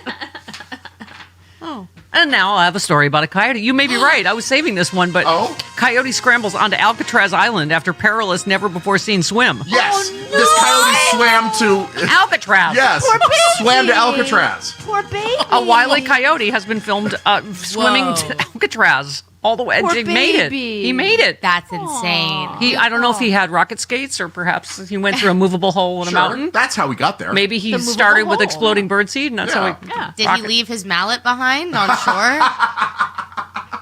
Where'd he put that? That poor. Wow. I know he's probably so confused. I don't know. I was hoping Sean Connery was there to go, "Welcome to the Rock." Maybe he could find a coyote girlfriend there, and they can mate and start a coyote family on the island. Right. Aren't we reopening Alcatraz? Wasn't that a plan a while ago? That was 70,000 lies ago. Yeah. Okay. Who remembers? Well, now they've got Did a anyone coyote hear for a guard. Did anyone hear a me before they? Maybe he was running from the Roadrunner. Okay. The Roadrunner went there first, and that's why the coyote... Oh, maybe the Roadrunner's there. Yeah. That the Roadrunner got there on rocket skates first, Right. and then he's like, Right. "Well, I don't have any skates. I'll have to swim." Right. Okay. Roadrunners can't swim; they run. He can run on water, probably. Right? Oh, He ran across. Yeah, he runs on water. Cartoon physics. Because he's on rocket skates. The Roadrunner. Yeah. Okay. 47 minutes. A little off track. 47 minutes after the hour. Good morning. Is Jack Smith as deeply embedded in your spank bank as he is in mine? And also Michael Fanone. Girl, I ain't come down yet. I ain't come down yet. Okay. Can we just talk about... You muted Angela. Oh. Angela's having a muted orgasm. Oh, when I tell you, Fanone, step into the J6 guy. Oh, it was so like... Right? That controlled With the but not controlled rage. Right, with the fighting Nazi Dropkick Murphy T-shirt and the tats and the... Oh, okay. And Jack Smith, man. Just...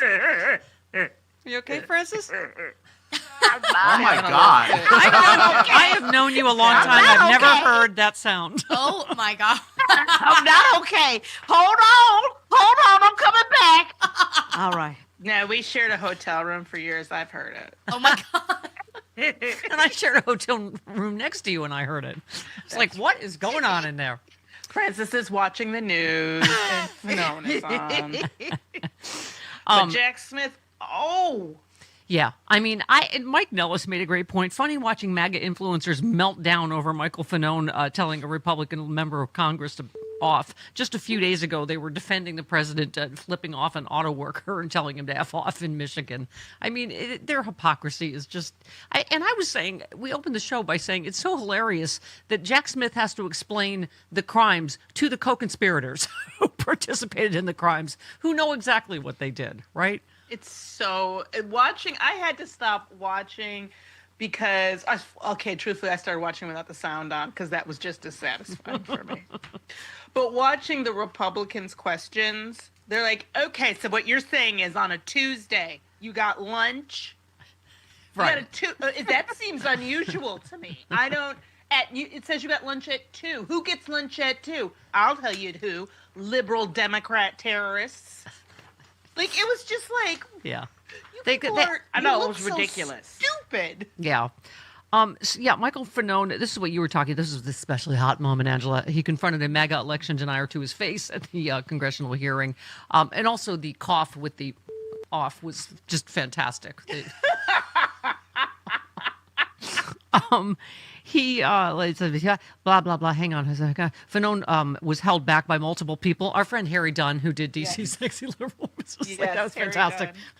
Fanone was held back by multiple people, including Harry Dunn.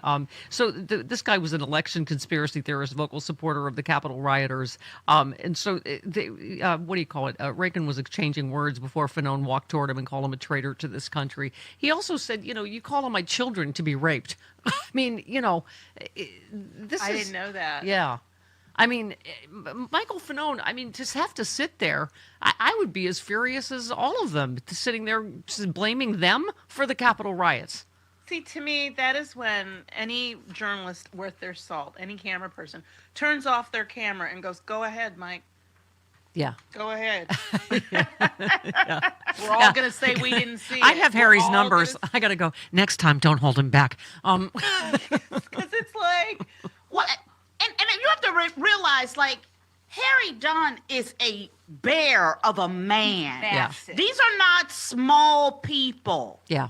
These are these police officers, who were protecting the very people who were attacking. Their courage and the fact that they were standing there and taking care of them is crazy. By the way, here's a fun fact. If you were doing like a Build-A-Bear to build Harry Dunn, he is 47 Greg Bovinos. That's how many you need to build one. He really is. Yeah. Mm-hmm. He really is. Yeah.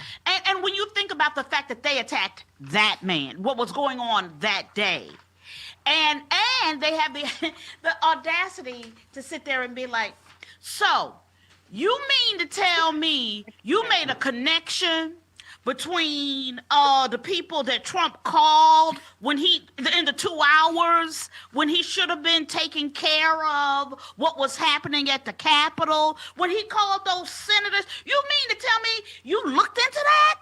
I mean, that's crazy. How else do you order a pizza?